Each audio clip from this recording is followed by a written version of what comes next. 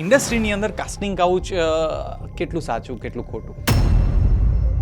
તાળી એક હાથે નહીં. ના વાગે, ગુજરાતીમાં કહેવત છે સાહેબ. એવું કેવું મિથ છે જે પ્રોડ્યુસરને લઈને લોકોના મગજમાં છે?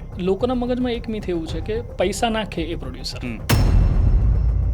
ફિલ્મની અંદર બહુ બધા લોકો હતા પ્રીવિયસલી, હું નામ અત્યારે નહીં આપી શકું. તમારા હિસાબે ગુજરાતી ઇન્ડસ્ટ્રીના એવા 3 કલાકારો જે ફ્યુચરમાં સુપરસ્ટાર બની શકે છે? મને એવું લાગે છે, મેં તમને કીધું એમ કે સૌથી પહેલા તો એક પ્રીમિયરમાં આવતી ખોટી તારીફ અને વખાણો. ઓકે, એટલે તમે કોન્ટ્રાવર્સી ઉપર જઈ રહ્યા છો. શોલેને 2025માં મારે કરવું હોય કરવી હોય હા, હિન્દીની અંદર. હા, Hindi or Gujarati up to you, બંનેના વેરિએશન આપી દો. ઓકે, ગુજરાતીની અંદર કરવું હોય તો હું કન્સિડર કરી શકું છું મલ્હાર અને યશ. એઝ અ પ્રોડ્યુસર લોકો વિચારે છે પ્રોડ્યુસર પૈસા ફેંકે ને ચીલ કરે છે, સાચું કે ખોટું? ખોટી વસ્તુ છે. What you think? તમને શું લાગે છે પ્રોડ્યુસરો ભૂલો ક્યાં કરે છે? તમને એવું લાગતું હોય કે તમે XCR નાખ્યા અને YCR સાથે તમે ઊભા થશો, એવું હોત તો કદાચ હું માનું છું આજુબાજુ તમારી આજુબાજુમાં 100 લોકો છે, દરેક લોકો પૈસા નાખતા હોત ને. તમારા હિસાબે ગુજરાતી ઇન્ડસ્ટ્રીના એવા 3 કલાકારો જે ફ્યુચરમાં સુપરસ્ટાર બની શકે છે? મને એવું લાગે છે, મેં તમને કીધું એમ કે બેસ્ટ 3 ડિરેક્ટર યુ ફીલ જે ગુજરાતી ઇન્ડસ્ટ્રીનું એક આખું ચામ પેન ઇન્ડિયા લઈ જઈ શકે? વાર્તા અને યોગ્ય સમયને યોગ્ય પૈસા સાથે સપોર્ટ કરવામાં આવે તો થઈ શકે છે. નમસ્તે, મારું નામ છે પ્રિયાંક અને સ્વાગત છે તમારું એન્ડલેસ ટોક શોમાં. અને આજે આપણી વચ્ચે જે ગેસ્ટ છે એ ગેસ્ટનું ઇન્ટ્રોડક્શન આપવા મને બહુ ખુશી છે. દરેક સફળ ફિલ્મ પાછળ એક વ્યક્તિ હોય છે જેનું વિઝન હોય છે, જેના પૈસા હોય છે અને જેની ટીમ હોય છે, અને એ બધું જોડાઈને તમારી સામે એક પરફેક્ટ સિનેમા આવે છે. પણ એ જે મેન બિહાઇન્ડ ધ કેમેરા જે છે, જેને કારણે આ બધું જ જોડાયેલું છે, એની સાથે બહુ જ ઓછી વાતો થાય છે. એટલે આજે એન્ડલેસ ટોક શો વિથ પ્રિયાંકમાં મેં જેમને બોલાયા છે એ મારા મોટા ભાઈ તો છે જ, પણ સાથે સાથે સફળ ફિલ્મો જેવી કે 4 ફેરાનું ચકડોળ, કહી દેને પ્રેમ છે, એના મેકર એઝ અ પ્રોડ્યુસર તરીકે પણ ફિલ્મોમાં જોડાયેલ છે. અને એની બહુ જ લાંબી સફળતાની જર્ની છે, અને એમાંથી આજે આપણે થોડોક એક્સપિરિયન્સ લઈશું, થોડી વાતો કરીશું અને થોડુંક એન્ટરટેનમેન્ટ પણ સાથે એમની પાસે કઢાવશું. તો I am proudly presenting you none other than mister Dhruv Mehta. Thank you so much કેમ પ્રિયાંક. છો ધ્રુવભાઈ? All good. Thank you so much for inviting me. So કેવું ચાલે છે બાય ધ વે? એન્ડલેસ. એટલે હવે નોર્મલ થઈ ગયા છો એમ ને? હા, બિલકુલ. તો આ સૌથી પહેલો એક આઈસ બ્રેકિંગ સવાલ, જો તમારી life as a producer life એક ફિલ્મ હોય તો એ ફિલ્મનું ટાઇટલ શું હશે? ઇંગ્લિશ કે હિન્દી કે ગુજરાતી? જે તમને ગમે. ઇંગ્લિશ હોય ને તો ધ લાસ્ટ રેન્ડર હોઈ શકે છે, the last render. Loop continuously going on. અને હિન્દી હોય ને the life in a metro. ક્યાં બાત હે. એટલે યુ લર્ન હિયર. તમે અહીંયા જ જુઓ છો, અહીંયા શીખો છો અને સતત ઇવોલ્વ થતા રહ્યો છો. એટલે કદાચ આ ટાઇટલ હોઈ શકે, જે પતવાનું નથી ક્યારેય. જેમ તમારા શોનું નામ છે એન્ડલેસ, ક્યાં વાત. એ એન્ડલેસ છે. તો આ એન્ડલેસ જર્નીની શરૂઆતમાં જવું છે તો how you started your journey? Again unexpected છે. અને જો થોડુંક પાછળથી કહું તો મેં બેચલર ઓફ આર્ટ્સ કરેલું હતું. જે મારા ફેમિલીવાળા જનરલી બિલીવ રાખતા હતા કે હું સાયન્સ સ્ટ્રીમમાં જઈશ, કારણ કે વો દોર થા જબ આર્ટ્સ, કોમર્સ, સાયન્સ 3 જ એરિયા હતા. સોશિયલ મીડિયા હતું નહીં, બીજા કોઈ એવા લોકો હતા નહીં કે જે તમને વધારે સપોર્ટ કરે, પુશ કરે, કે નવો એક હોરિઝન બતાવે. આઈડિયલી જેમ અત્યારે લોકો જોડે અત્યારે બહુ બધી વસ્તુઓ છે બિંગ અ ગાઈડન્સ તરીકે. એટલે શરૂઆત કરી અને એના પછી સ્લોલી એન્ડ ગ્રેજ્યુઅલી આર્ટ્સ ફિલ્ડની અંદર હતી. I have done my journalism and mass communication. પછી પેલું કેવું છે, ફરતા રહ્યા ન્યૂઝ સ્ટ્રીમની અંદર ઇન્વોલ્વ થતા રહ્યા. અને પેરેલલી હું માર્કેટિંગની જોબ પણ શરૂ કરી નાખી હતી, કારણ કે મેં પહેલાં પણ એક જણાને કીધેલું છે આ વાત, અને તમારા શોમાં પણ કહું છું કે મારા ફાધરે એવું કીધેલું હતું કે પાણીમાં એટલે કે સમુદ્રમાં તો બધા જહાજ ચલાવી બતાવે, રણમાં જે દિવસ ચલાવે એ દિવસ તને માનવાનો મારે. એટલે મેં તો ઠીક છે. તો એટ ધ એજ ઓફ 17 મેં જોબ કરવાનું સ્ટાર્ટ કરેલું હતું. એક નાનકડા સીડેક સેન્ટરની અંદર ભણાવવાનું શરૂઆત કરેલી હતી. I have done my animation and multimedia. તો ઘણું બધું અલગ અલગ કરેલું હતું, કારણ કે કેવું છે કે એક થોટ મને પહેલેથી એવો સમજાયેલો હતો કે મારી લાઈફમાં હું અર્જુન તો હતો જ, કૃષ્ણ નહોતો મળતો. કૃષ્ણ દરેકની લાઈફમાં આવતો નથી ને આપણી લાઈફમાં કૃષ્ણ ભગવાન પછી લેટર ઓન આવ્યા અને મળતા ગયા, પેલું કહીએ ને ઇવોલ્વ થતા ગયા આપણે. તો I have done my arts, journalism and mass communication. પણ કેવું છે કે એ સ્ટ્રીમની અંદર વધારે રસ હતો નહીં, કારણ કે માર્કેટિંગની જોબ તમે કરતા હો, પૈસા આવતા હોય પેરેલલી, એટલે તમે કમ્પેરિઝન સ્ટાર્ટ કરી નાખો. અને આફ્ટર દેટ હું સિંગાપુર ગયો, સિંગાપુર રહ્યો, સિંગાપુરથી પાછો આવ્યો, અને પછી એક સેગમેન્ટ એવો આવ્યો કે જે મેં ફાર્માસ્યુટિકલની અંદર પણ હું ગયો સાયન્સના હોવા છતાં પણ મને પેલું કહેવાય ને કે ભણતર કરતાં ગણતર બહુ મેટર કરે છે. મેટર કરે. એટલે ભણતર કંઈક અલગ હતું, ગણતર ત્યાં સુધીમાં થઈ ગયેલું હતું સેલ્સવાળું. તો સેલ્સ એન્ડ માર્કેટિંગની અંદર એક્સપિરિયન્સ થયા પછી સીધું ફાર્માની અંદર. પણ એ કેવું છે કે એ પણ એક સમય આપ્યો, એ પણ એક ટાઈમ આપ્યો. અને ઇન બિટવીન ધીસ જર્નીની અંદર લગભગ મારે અરાઉન્ડ 14-15 વર્ષ થઈ ગયા હતા સતત લોકોને મળતા, કામ કરતા, નવું શીખતા, નવું જોતા, નવી જગ્યાઓ એક્સપ્લોર કરતા. તો એટ વન પોઈન્ટ મારી બહુ નજીકની એક ફ્રેન્ડ છે, એણે મને સજેસ્ટ કર્યું કે જે પ્રમાણે મેં તને જોયો છે, તું ક્રિએટિવ તો છે જ. કારણ કે હું સ્કૂલ કોલેજ ટાઈમથી હું લખતો, ડ્રામા કરતો, સ્કૂલ તરફથી એકલો જ પ્રેઝન્ટ થતો, ક્યાંય પણ જવાનું હોય તો ઇન્ટર સ્કૂલ કોમ્પિટિશન આવતી, કોલેજની અંદર યુથ ફેસ્ટિવલ જે કદાચ હજી પણ ચાલે છે, તો યુથ ફેસ્ટિવલમાં મારી કોલેજ તરફથી વનેક લખતો, માઇમ કરતો, આ બધું હું કરતો રહેતો હતો. તો એને ખબર હતી. એટલે at one stage I share something કે મને નથી મજા આવી. એટલે જે કામ કરી રહ્યો છું અગ્રી, મને સેટિસ્ફેક્શન છે ઇન ટર્મ્સ ઓફ કે ફાઇનાન્શિયલી, પણ પેલું અંદરથી કોરમાં હોય ને તમને કે જે કે જેમાં તમે ઘડિયાળ જોઈને કામ ના કરો આઈડિયલી. એટલે એ પેશન મને એવું લાગ્યું કે ક્યાંક ને ક્યાંક આ ફિલ્ડની અંદર હોઈ શકે છે. એટલે એના એક થોટથી પેલું કહે ને કે કૃષ્ણ મળ્યા, મને મારી લાઈફમાં કૃષ્ણ મળતા ગયા છે. તો એ કદાચ લેડી કૃષ્ણ હશે કે જેણે ડિરેક્શન આપી. એક્ઝેક્ટલી. એટલે એણે મને કીધું કે તું એટલીસ્ટ આ તો કર ફિલ્મ પ્રોડક્શન એન્ડ મેનેજમેન્ટ એમ. તો આઈ સ્ટડી. અને પેલું કહેવાય છે ને કે જેટલું તમે ભણો અને રિયલિસ્ટિક વેમાં તમે સેલ્સની અંદર તમે ચોપડીમાં જેટલું સેલ્સ ભણ્યા ઓરિજિનલ માર્કેટ બહુ ડિફરન્ટ માર્કેટ હોય ને. ત્યાં ચોપડીની અંદર એવું ના લખ્યું હોય ને કે ક્લાયન્ટ કેટલા ટાઈપના હોય, કેટલા મૂડના હોય આઈડિયલી, કયા મૂડમાં હોય, અને કેટલા બેરિયર્સ, કેટલા હર્ડલ્સ તમને આવે, એ બધું ચોપડીમાં ના લખ્યું હોય. એ તમે જીવનમાં જ્યારે શરૂ કરો એ રિયલિસ્ટિક અપ્રોચ સાથે, તો તમને ખબર પડે કે એ અનુભવ કેટલો કામ કરે છે. તો સ્લોલી એન્ડ ગ્રેજ્યુઅલી હું આ ફિલ્ડની અંદર આવ્યો. ફોર્ચ્યુનેટલી એક મિત્ર મળ્યો. એ મિત્ર ઓલરેડી એક ફિલ્મ કરી ચૂક્યો હતો અને એના થ્રુ ડિરેક્ટર નીરવ બારોટને મળ્યો. એના પછી જર્ની સ્ટાર્ટ થઈ જોડે. એમની પણ પહેલી ફિલ્મ, મારી પણ પહેલી ફિલ્મ, અને ધ ફર્સ્ટ ફિલ્મ વોઝ થઈ જશે. અને સ્લોલી એન્ડ ગ્રેજ્યુઅલી લોક ચલતે ગયે, કારવા બનતા ગયા, એનો પેલો જે કહેવત છે ને એની જેમ કે લોકો મળતા ગયા અને ધીરે આપણે પણ એક્સપ્લોર થતા ગયા. કારણ કે ઓલરેડી આટલા વર્ષો આપણે લોકોને મળ્યા હતા, નવી ઇન્ડસ્ટ્રી નર્ચર કરેલી હતી, ઇન્ડિયા, સિંગાપોર.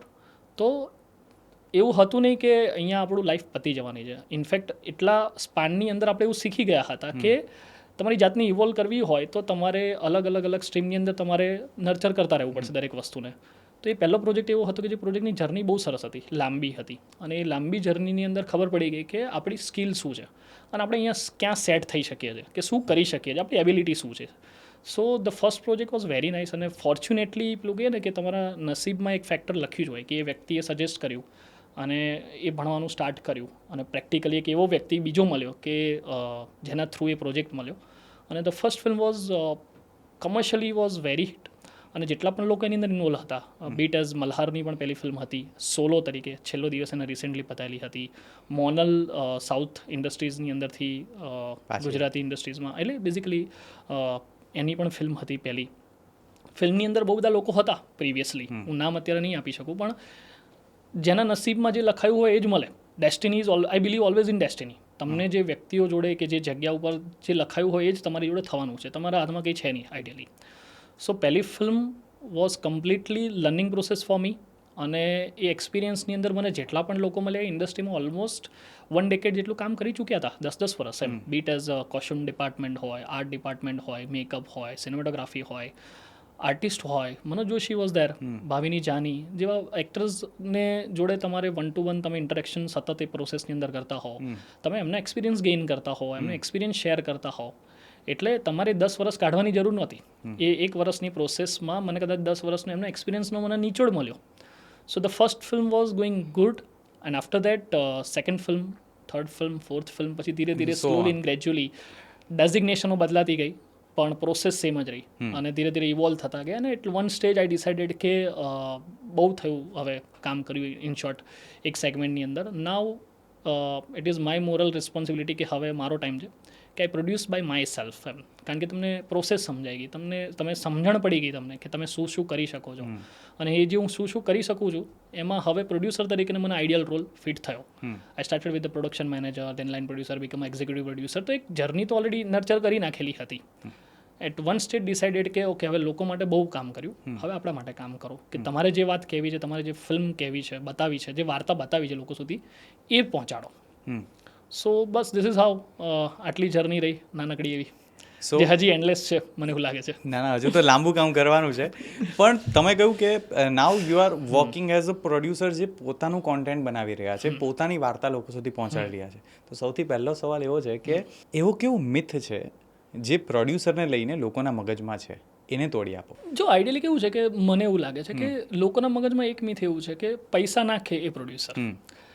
પ્રોડ્યુસરનો મતલબ તમે આઈડિયલી આમ સમજવા જશો તો પ્રોડ્યુસ, કોઈ વસ્તુને પ્રોડ્યુસ કરવી, બનાવી, એ કામ છે પ્રોડ્યુસરનું. તો હવે હું તમને સરળ શબ્દોમાં કહું કે પ્રિયાંકભાઈ આજે પૈસા લઈને આવ્યા છે, એમને પિક્ચર બનાવી છે, એ પૈસા નાખી રહ્યા છે, તો મારા પ્રમાણે હી ઇઝ અ ઇન્વેસ્ટર જ્યારે પહેલી વખત આવે છે ત્યારે. કારણ કે એમને એ પ્રોસેસ ખબર જ નથી, પહેલી વસ્તુ. કારણ કે આ એક એવી ઇનવિઝિબલ પ્રોડક્ટ છે કે જેને તમે એક ઇમેજિનેશનને તમે વિઝિબલ બનાવવા જઈ રહ્યા છો, અને એ ઇનવિઝિબલને વિઝિબલ સુધીની જે જર્ની છે ને, એ એન્ટાયરલી પ્રોડ્યુસ કરવા જેવી વાત છે. સપનાથી સત્ય સુધીની વાત. બિલકુલ 100%.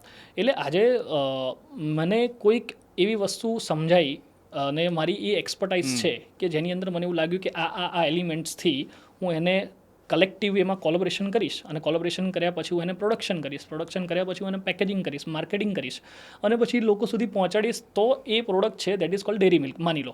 તો એ ચોકલેટ મેં બનાવી આઈડિયલી, પણ એની જે જર્નીની શરૂઆત હતી આઈડિયેશનથી જ હતી આઈડિયલી. એટલે કન્ટેન્ટ આઈડેન્ટિફિકેશનથી લઈને it was a long entire journey. એ પ્રોસેસમાં જ્યાં સુધી તમે નહીં આવો ત્યાં સુધી તમને નહીં ખબર પડે કે તમે સાચે જ પ્રોડ્યુસર છો કે નહીં આઈડિયલી. બાકી ત્યાં સુધી તમે ઇન્વેસ્ટર છો, કે તમે કોકના વિઝન ઉપર તમે ફાઇનાન્સ પુટઅપ કરી રહ્યા છો. તો એક મિથ એ છે.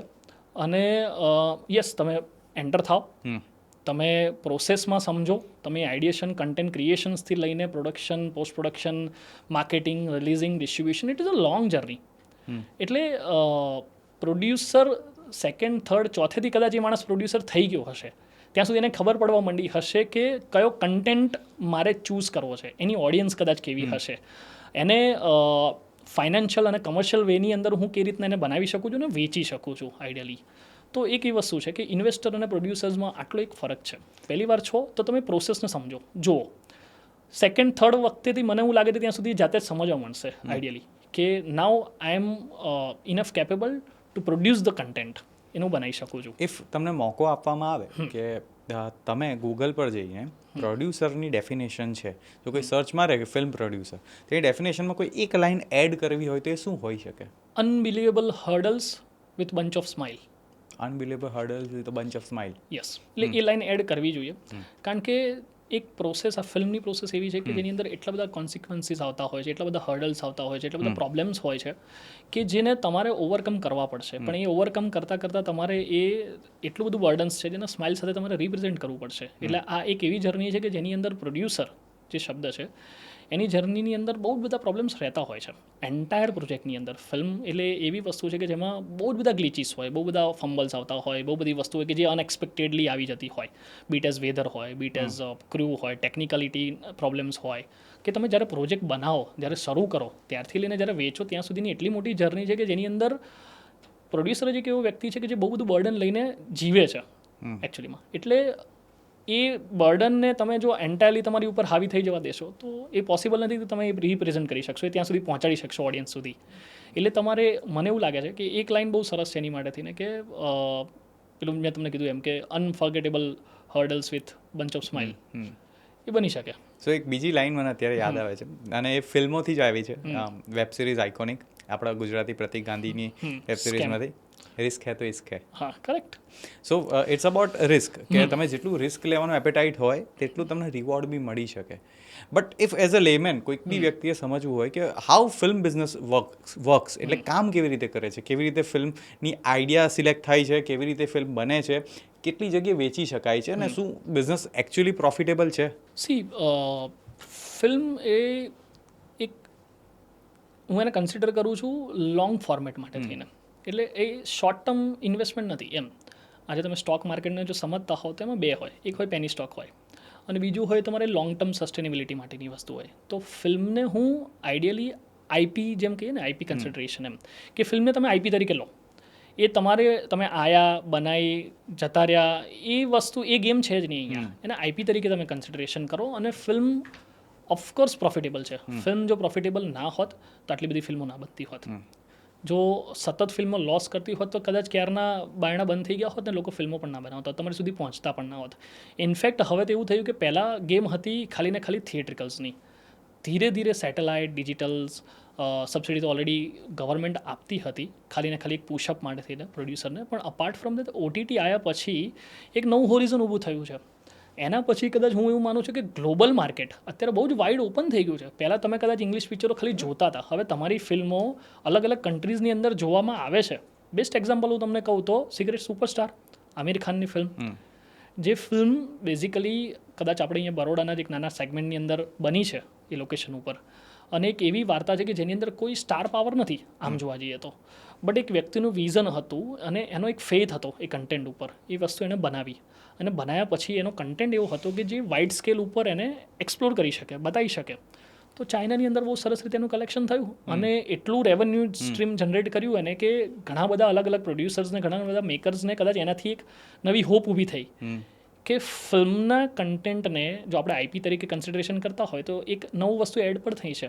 ઓવરસીઝ રાઇટ્સ હતા અત્યાર સુધીમાં, પણ લેંગ્વેજની અંદર તમારી લેંગ્વેજ ને અધર લેંગ્વેજની અંદર જ્યારે ઓવરસીઝની અંદર જ્યારે લોકો ડબ કરીને ત્યાં બતાવે અને આટલું બધું એક રિવોર્ડ મળે, એના પછી કદાચ હું માનું ત્યાં સુધી દંગલ પણ બહુ સરસ ગઈ હતી. એના પછી કદાચ રિસેન્ટલી બાહુબલી પણ નેક્સ્ટ લેવલ જે આપણે હવે જોતા આવ્યા છે. તો નવા નવા હોરિઝોન ખુલતા જાય છે.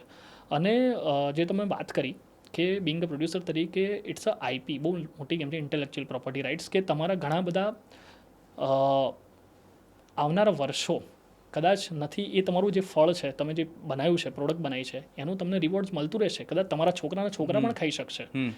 તો આઈપીની અંદર જો હું વાત કરું તો થિયેટ્રિકલ્સ કલેક્શન બધાને ખબર હશે, બોક્સ ઓફિસ કલેક્શન કે તમે વિન્ડો ઉપર જાઓ, પૈસા આપો ટિકિટ અને તમને જે પૈસા મળે એમાંથી એક શેર હોય એ થિયેટરને જતો હોય, એક શેર હોય એ પ્રોડ્યુસરને જતો હોય, એક શેર હોય એ ડિસ્ટ્રીબ્યુટરને જતો હોય.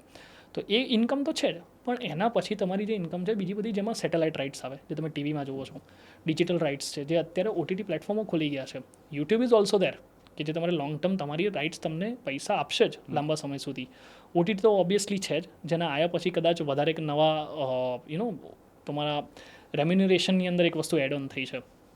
એના પછી એરબોર્ન રાઇટ્સ છે, અધર લેંગ્વેજ રાઇટ્સ છે. સાઉથની બધી પિક્ચરો જે અત્યારે મલ્ટિપલ લેંગ્વેજની અંદર ડબ થઈને બનતી હોય છે, રીમેક બનતી હોય છે, તો એના રાઇટ્સ છે. તો મલ્ટિપલ રાઇટ્સ છે, પણ મૂળ કોર શું છે કે તમે આવો છો તો લોંગ ટર્મ સસ્ટેનેબિલિટી માટે આવો, લોંગ ગેમ માટે આવો, લોંગ ટર્મના આઈપી માટે થઈને આવો તમે, અને વાર્તા ચૂઝ વાઇઝલી બનાવો સરસ રીતે ટીમ ગેધર કરીને, એન્ડ દેન યુ માર્કેટ કરો એને સરસ રીતે માર્કેટિંગ અને ડિસ્ટ્રીબ્યુશન્સના પોઈન્ટ ઓફ વ્યૂથી.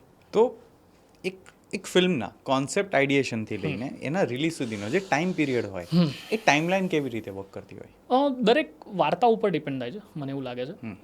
ફિલ્મનો ક્રાફ્ટ શું છે, અને આજે હું તમને એમ કહું કે સર્ટન વાર્તા એવી છે કે જેના લખાણમાં ઘણા બધા રિવિઝન્સ આવવાના ચાન્સીસ છે.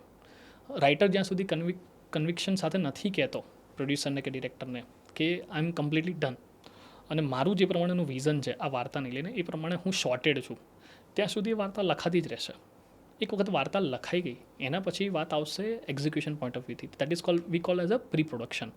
તો એમાં પણ ટાઈમ કન્ઝ્યુમિંગ છે. આજે તમને માનો કે એક્ઝામ્પલ તમને આપું તો એક એક્ઝામ્પલ છે કે ગુજરાતી જ એક્ઝામ્પલ આપું કે ચલ મન જીતવા જઈએ, એક જ લોકેશનની વાત હતી, એક જ બંગલાની વાત હતી. તો ફિક્સ લોકેશનની અંદર ફિક્સ સેટઅપની અંદર તમે ઇઝીલી એને એક્ઝિક્યુટ કરી શકશો. તમે જે કામ 10 લોકેશનમાં તમારે પતાવવાનું હોય જેટલા દિવસની અંદર એટલું કામ એક દિવસની અંદર પતી જશે. સેમ એઝ હું તમને બીજું એક્ઝામ્પલ આપું બાહુબલીનું, તો એ ક્રાફ્ટ સાથે હતું. ગુજરાતીની વાત કરીએ તો કસુંબો હતું, દેટ ઇઝ ઓલ્સો ક્રાફ્ટ સાથે. હેલ્લારો હતું એ પણ ક્રાફ્ટ સાથે. તો એમાં પ્રોડક્શન ડિઝાઇનરને એ આખો સેટઅપ ઊભો કરતાં જેટલો સમય લાગશે એટલો લાગવાનો જ છે. તો that is also time taking. એના પછી જેટલા પણ ડિપાર્ટમેન્ટ છે બીજા એ લોકોને જે વર્ક કરવામાં જેટલો સમય લાગશે એટલો તો લાગશે જ. તો ફિલ્મનો ક્રાફ્ટ શું છે એના ઉપર એની ટાઈમલાઈન ડિસાઇડ થશે. ઘણી ફિલ્મો છે જે 6 મહિનામાં પણ કમ્પ્લીશન થાય છે, ઘણી ફિલ્મો છે જેને 3-4 વર્ષ પણ લાગતા હોય છે. તો વાર્તાની ઉપર જ તેની ટાઈમલાઈન ડિસાઇડ થશે હું માનું છું ત્યાં સુધી. તો ગુજરાતી ફિલ્મમાં બહુ જ બધી ફિલ્મો બને છે, પણ બધી ફિલ્મો લોકો સુધી પહોંચતી નથી અથવા પહોંચે છે તો હિટ થતી નથી. તો as a producer what you think, તમને શું લાગે છે પ્રોડ્યુસરો ભૂલો ક્યાં કરે છે જે તમે સુધારી શકો છો, અથવા તો શું સુધારવા જેવું છે? જો મને આઈડિયલી એવું લાગે છે કે પ્રોડ્યુસર બહુ સારી રીતે કામ કરી રહ્યા છે. પ્રોડ્યુસર એટલે કઈ રીતના કહેવા માગું છું તમને કે મેજોરિટી 90% એસ્ટાબ્લિશ પ્રોડ્યુસર જે કન્ટિન્યુઅસલી ફિલ્મ બનાવે છે એના નામ બહુ ઓછા ગણ્યા ગાંઠા છે આજે તમને કહું તો. પણ જેટલી ફિલ્મો તમે જોવો છો 2023-24થી હું એ સ્પાનની વાત કરીશ તો એવરી યર કદાચ 65-70 ફિલ્મો ગુજરાતી ફિલ્મો બને છે, જેની અંદર મેજોરિટી નવા લોકો આવતા હોય છે બિંગ પ્રોડ્યુસર તરીકે. તો એ પૈસા તો નાખી રહ્યા છે આઈડિયલી, પણ એ લોકો શોર્ટ ટર્મ વિઝન સાથે આવે છે. મેં તમને કીધું એમ કે એ લોકોને એવું જ લાગતું હોય છે કે જેમ બાકીનો એ લોકોનો બિઝનેસ છે સેમ આ જ બિઝનેસ એ રીતના છે. પણ મેં તમને કીધું કે વાત અહીંયા આઈપી ગેમની છે, લોંગ ટર્મ સસ્ટેનેબિલિટીની વાળી જો વાત કરતા હોય તો લોંગ ટર્મની ગેમ છે. તમે આવો છો તો એને એ સ્કેલ માટે થઈને આવો. તમે એક પિક્ચર તમને એવું લાગતું હોય કે તમે XCR નાખ્યા અને YCR સાથે તમે ઊભા થશો, જો એવું હોત તો કદાચ હું માનું છું તમારી આજુબાજુમાં 100 લોકો છે, દરેક લોકો પૈસા નાખતા હોત ને. તો વાત એ છે કે શું ચૂઝ કરો છો. એ સ્કિલફુલ માણસ હોય એટલે આઈડિયલી તો હું એને રાઇટર, ડિરેક્ટર, જે કન્સિડરેશન, તમે પહેલી વારના પ્રોડ્યુસર છો, પહેલી વાર પૈસા નાખી રહ્યા છો તો તમારી લાયબિલિટીઝમાં શું હોય કે જે લોકો એમાં એક્સપર્ટાઇઝ છે. તમે જોકી ઉપર પૈસા લગાડો છો તો એ જોકી ઉપર એટલા માટે લગાડો છો કે ઘોડા તો બહુ બધા છે, એનો અસવાર કેવો છે એની ઉપર બહુ મેટર કરે છે. એટલે તમને એ સ્માર્ટનેસ હોવી જોઈએ. એટલે આઈડિયલ પ્રોડ્યુસરમાં હું એવું માનું છું કે કન્ટેન્ટ આઇડેન્ટિફિકેશન, પ્રોબ્લેમ રિઝોલ્વિંગ એટીટ્યૂડ અને એક એવો પેશન હોવું જોઈએ કે જે પેશન્સ સાથે જર્નીમાં સતત રહે સર્ટન યર્સ સુધી. એટલે કદાચ પ્રોડ્યુસર હું માનું ત્યાં સુધી એ લોકો ભૂલ નથી કરતા. એ લોકો કદાચ એક નેગેટિવ પોઈન્ટ એ જ છે કે એ લોકો લોંગ ટર્મ માટેથી નથી આવી રહ્યા, 1 કે 2 પ્રોજેક્ટ માટેથી આવી રહ્યા છે. હું એમ કહું છું કે એ લોકો વિચારીને આવે કે મારે 5 પ્રોજેક્ટ કરવા છે, કારણ કે તમે પહેલા પ્રોજેક્ટની અંદર તમે દુનિયા જીતી લેશો તો પોસિબલ નથી. પહેલો તો શીખવામાં જશે, એ તો શીખવામાં જશે કદાચ આઈડિયલી, તમે પ્રોસેસ શીખવામાં જશે. બીજાથી કદાચ તમને એવું થશે કે ઓકે હવે હું આને કઈ રીતના મોલ્ડ કરી શકું છું, કઈ રીતના આને પેકેજિંગ કરી શકું છું, કઈ રીતના હું આને વેચી શકું છું. તો એ વેમાં છે. બાકી તો હું માનું ત્યાં સુધી પ્રોડ્યુસર જેટલા પણ ગુજરાતી ફિલ્મમાં છેલ્લા 3 વર્ષમાં મેં જોયા છે દે આર ડેમ ગુડ. કારણ કે આજે ગુજરાતી લોકો જ પૈસા લગાડે છે, કારણ કે એ લોકો રિસ્ક હે તો ઇશ્ક હે, રિસ્ક તો લેવામાં માને છે. ઇશ્ક કરવો ને એ બહુ જરૂરી છે લોંગ ટર્મ માટે. દૂરથી ઇશ્ક કરે છે. હા, એટલે ડિસ્ટન્સ રિલેશનશિપ જેવું નહીં જ કરવાનું, એને પ્રોપર અંદર ઉતરી એટલે લોંગ ટર્મ તમે એવું કહો કે મેરેજ કરી જ લો આઈડિયલી. કારણ કે પ્રોપર ઉતરશો તો કદાચ કાલ ઉઠીને તમે એક એવું એમ્પાયર ઊભું કરશો કે જ્યાં તમારું ઇન્ફ્રાસ્ટ્રક્ચર હશે, તમારું પોતાનું હશે. આજે TVF છે તો આજે સમજો કે એ સ્મોલ સ્કેલથી શરૂઆત થયેલી હતી અને આજે તમે જુઓ કે ક્યાં પોતાનું એમ્પાયર ઊભું કર્યું છે. એવા બહુ બધા પ્રોડક્શન હાઉસીસ છે, એવા બહુ બધા પ્રોડ્યુસર્સ છે કે જે લોકોએ શરૂઆત ક્યાંકથી કરેલી હતી પણ એ લોકો ટક્યા તો ઓબ્વિયસલી એ લોકો આજે ગેઇન કરી ચૂક્યા છે. અત્યારે એક ફિલ્મ આવી હતી, તમને ખબર હોય તો 2012 કે 14માં, સનમ તેરી કસમ. બિલકુલ. સો હવે એ ફિલ્મ કેવું હતું કે જ્યારે એનો ટાઈમ ચાલતો હતો ત્યારે એ ફિલ્મ ના ચાલી, એટલે જેટલી ચાલવી જોઈતી હતી એટલી ના ચાલી. Yes please sir. અને છે ને તે એ ફિલ્મ થયું એવું કે અત્યારે 2025માં એટલી બધી વાયરલ થઈ ગઈ કે એનો બીજો પાર્ટ રિલીઝ કરવાની વાત ચાલે છે. સો દરેકનો એક ટાઈમ છે. કોવિડ દરમિયાન રામાયણ 1980ની રામાયણ 100 કરોડની ઉપરનો બિઝનેસ કરી ગઈ. હવે અત્યારે એક ફિલ્મ આવી મહાઅવતાર નરસિંહમાં. કરેક્ટ. આટલી મોટી બિગબસ્ટર ફિલ્મોની સામે, બ્લોકબસ્ટર ફિલ્મોની સામે જે લાઈક એટલું ડિસ્ટ્રીબ્યુશનમાં પૈસું નાખ્યું હશે છતાં પણ આ મહાઅવતાર ફિલ્મ લોકોની આઈબોલ ખેંચી ગઈ. સો ફિલ્મ એનું નસીબ લઈને આવે. 30 CR 300 કરોડ તમે સમજો. અને આજે એમ્પ્લિફિકેશન તો તમે વિચારો, વોર 2 તમે જુઓ જે 200-300 કરોડમાં બની છે પણ એટલું એનું કન્સિડરેશન નથી એ પ્રમાણે. એની સામે આવી હતી હનુમાન. બિલકુલ. જે અત્યારે એના જ મેકરની એક બીજી ફિલ્મ આવે છે મેરાઈ. કરેક્ટ. એટલે સો ધ કોન્સેપ્ટ ઇઝ કે તમારી પાસે પેશન્સ હોવું જોઈએ ને એક હાર્ટફેલ્ટ વિઝન હોવું જોઈએ. વિઝન હોવું બહુ જરૂરી છે. તમે શોર્ટ ટર્મ વિઝન સાથે આવશો ને તો આ ઇન્ડસ્ટ્રી છે જ નહીં આઈડિયલી. તમે લોંગ ટર્મ વિઝન સાથે આવો. તમે એ જ વિઝન સાથે આવો કે મારી નેક્સ્ટ જનરેશન જોઈ શકે ને ત્યાં સુધી મારે અહીંયા સસ્ટેન થવું છે. ત્યાં સુધીમાં તમે તમારું ઇન્ફ્રાસ્ટ્રક્ચર ડેવલપ કરી નાખશો, તમે ઇકોસિસ્ટમ બનાવી દેશો. આજે તમે બિગિનર લેવલથી શરૂઆત કરો છો તો એક્સપર્ટાઇઝ સુધી તમારે એ જર્ની તો તમારે પસાર કરવી જ પડશે. અને જો જર્ની પસાર કરી ગયા તો તમને A to Z સુધી બધી જ વસ્તુ ખબર પડી જશે. તમને ફિલ્મ ચૂઝ કરતાં પણ આવશે, તમને એને કંટ્રોલ બજેટની અંદર તમને બનાવતા પણ આવડશે. તમે ત્યાં સુધી એવું નેટવર્ક ઊભું કરી શક્યા હશો કે તમને વેચતા પણ આવડશે. કારણ કે ઓડિયન્સ તો સેમ જ છે ને. આજે તમારે એને માર્કેટ કરવાનું છે ને. પહેલી વારમાં કદાચ નહીં ખબર પડે. જેમ આપણે ગુજરાતીઓ કહીએ કે એક વાર તું મને મૂર્ખો બનાવી દઈશ તો ચાલશે, પણ એમાંથી હું શીખીશ. બીજી વાર કદાચ હજી હું થોડોક મૂર્ખો બનીશ, પણ ત્રીજી વાર તો મને નહીં બનાવી શકે ને, ત્યાં સુધીમાં તો હું શીખી ગયો હોઈશ ને. પ્રામાણિકતા એ કોઈ પણ પ્રામાણિકતા જરૂરી છે. કોઈ પણ ધંધો હોય આજે, અને અમે ગુજરાતીઓને ધંધો શીખવાડવાની જરૂર પડતી નથી. એકવાર જોઈને કદાચ બીજી વાર એની રેપ્લિકા ના બનાવી લે તો એ ગુજરાતી નહીં. ગુજરાતી દરેક વસ્તુમાં ધંધો શોધે છે. 100%. તો તમે આ તો ધંધા સિવાય એક બીજો સવાલ એવો છે કે તમે કોન્ટેન્ટનું સિલેક્શન કેવી રીતે કરો છો? જ્યારે 4 ફેરા હું ચકડોળ ફિલ્મમાં આપણે સાથે હતા અને ત્યારે શિવરંજનીમાં એબી મિનીપ્લેક્સની અંદર આપણે એક પ્રિવ્યૂ શો હતો અને ત્યારે તમે પ્રિવ્યૂ શરૂ થતાં પહેલાં કહ્યું હતું કે આ ફિલ્મ તમે એટલે બનાવી છે કે તમે તમારા પપ્પા મમ્મી સાથે જોઈ શકો. અને તમારી એ લાઈન છે ને મારા દિલમાં ઘર કરી ગઈ હતી કે સિનેમા ઇઝ સમથિંગ કે જે ટાઈમલેસ છે.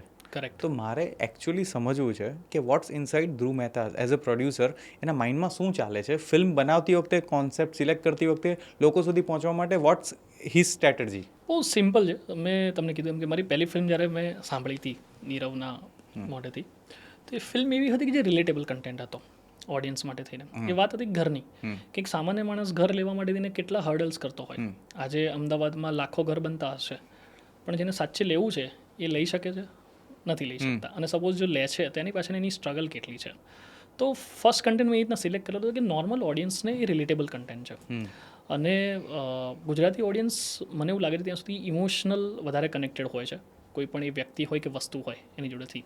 તેના પછી પણ મેં જેટલા પણ કન્ટેન્ટ સિલેક્ટ કર્યા છે આઈડિયલી એવા જ કર્યા છે કે જે કદાચ ઓડિયન્સ મારી મોર રિલેટેબલ હોય.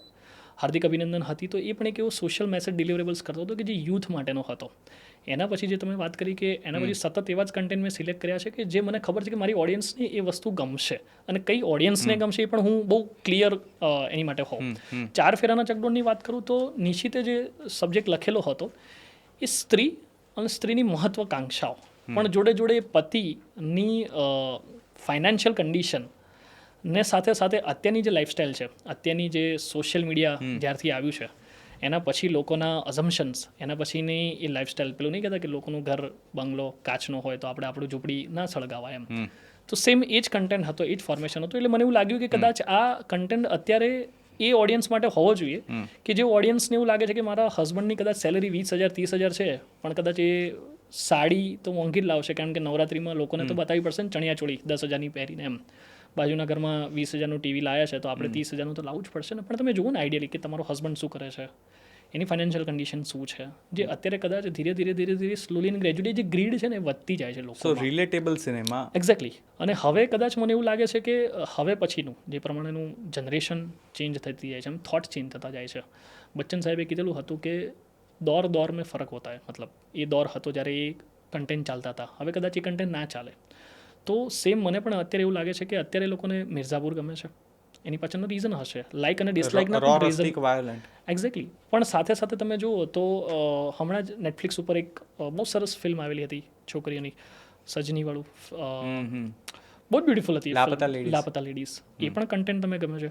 સેમ એઝ પંચાયત તમે જુઓ તો અત્યારની ઓડિયન્સને છે એ એક્ઝેક્ટલી રિફ્રેશિંગ કન્ટેન્ટ ગમે છે. જોડે જોડે કાં તો આઉટ ઓફ ધ બોક્સ હોય એ ગમે છે.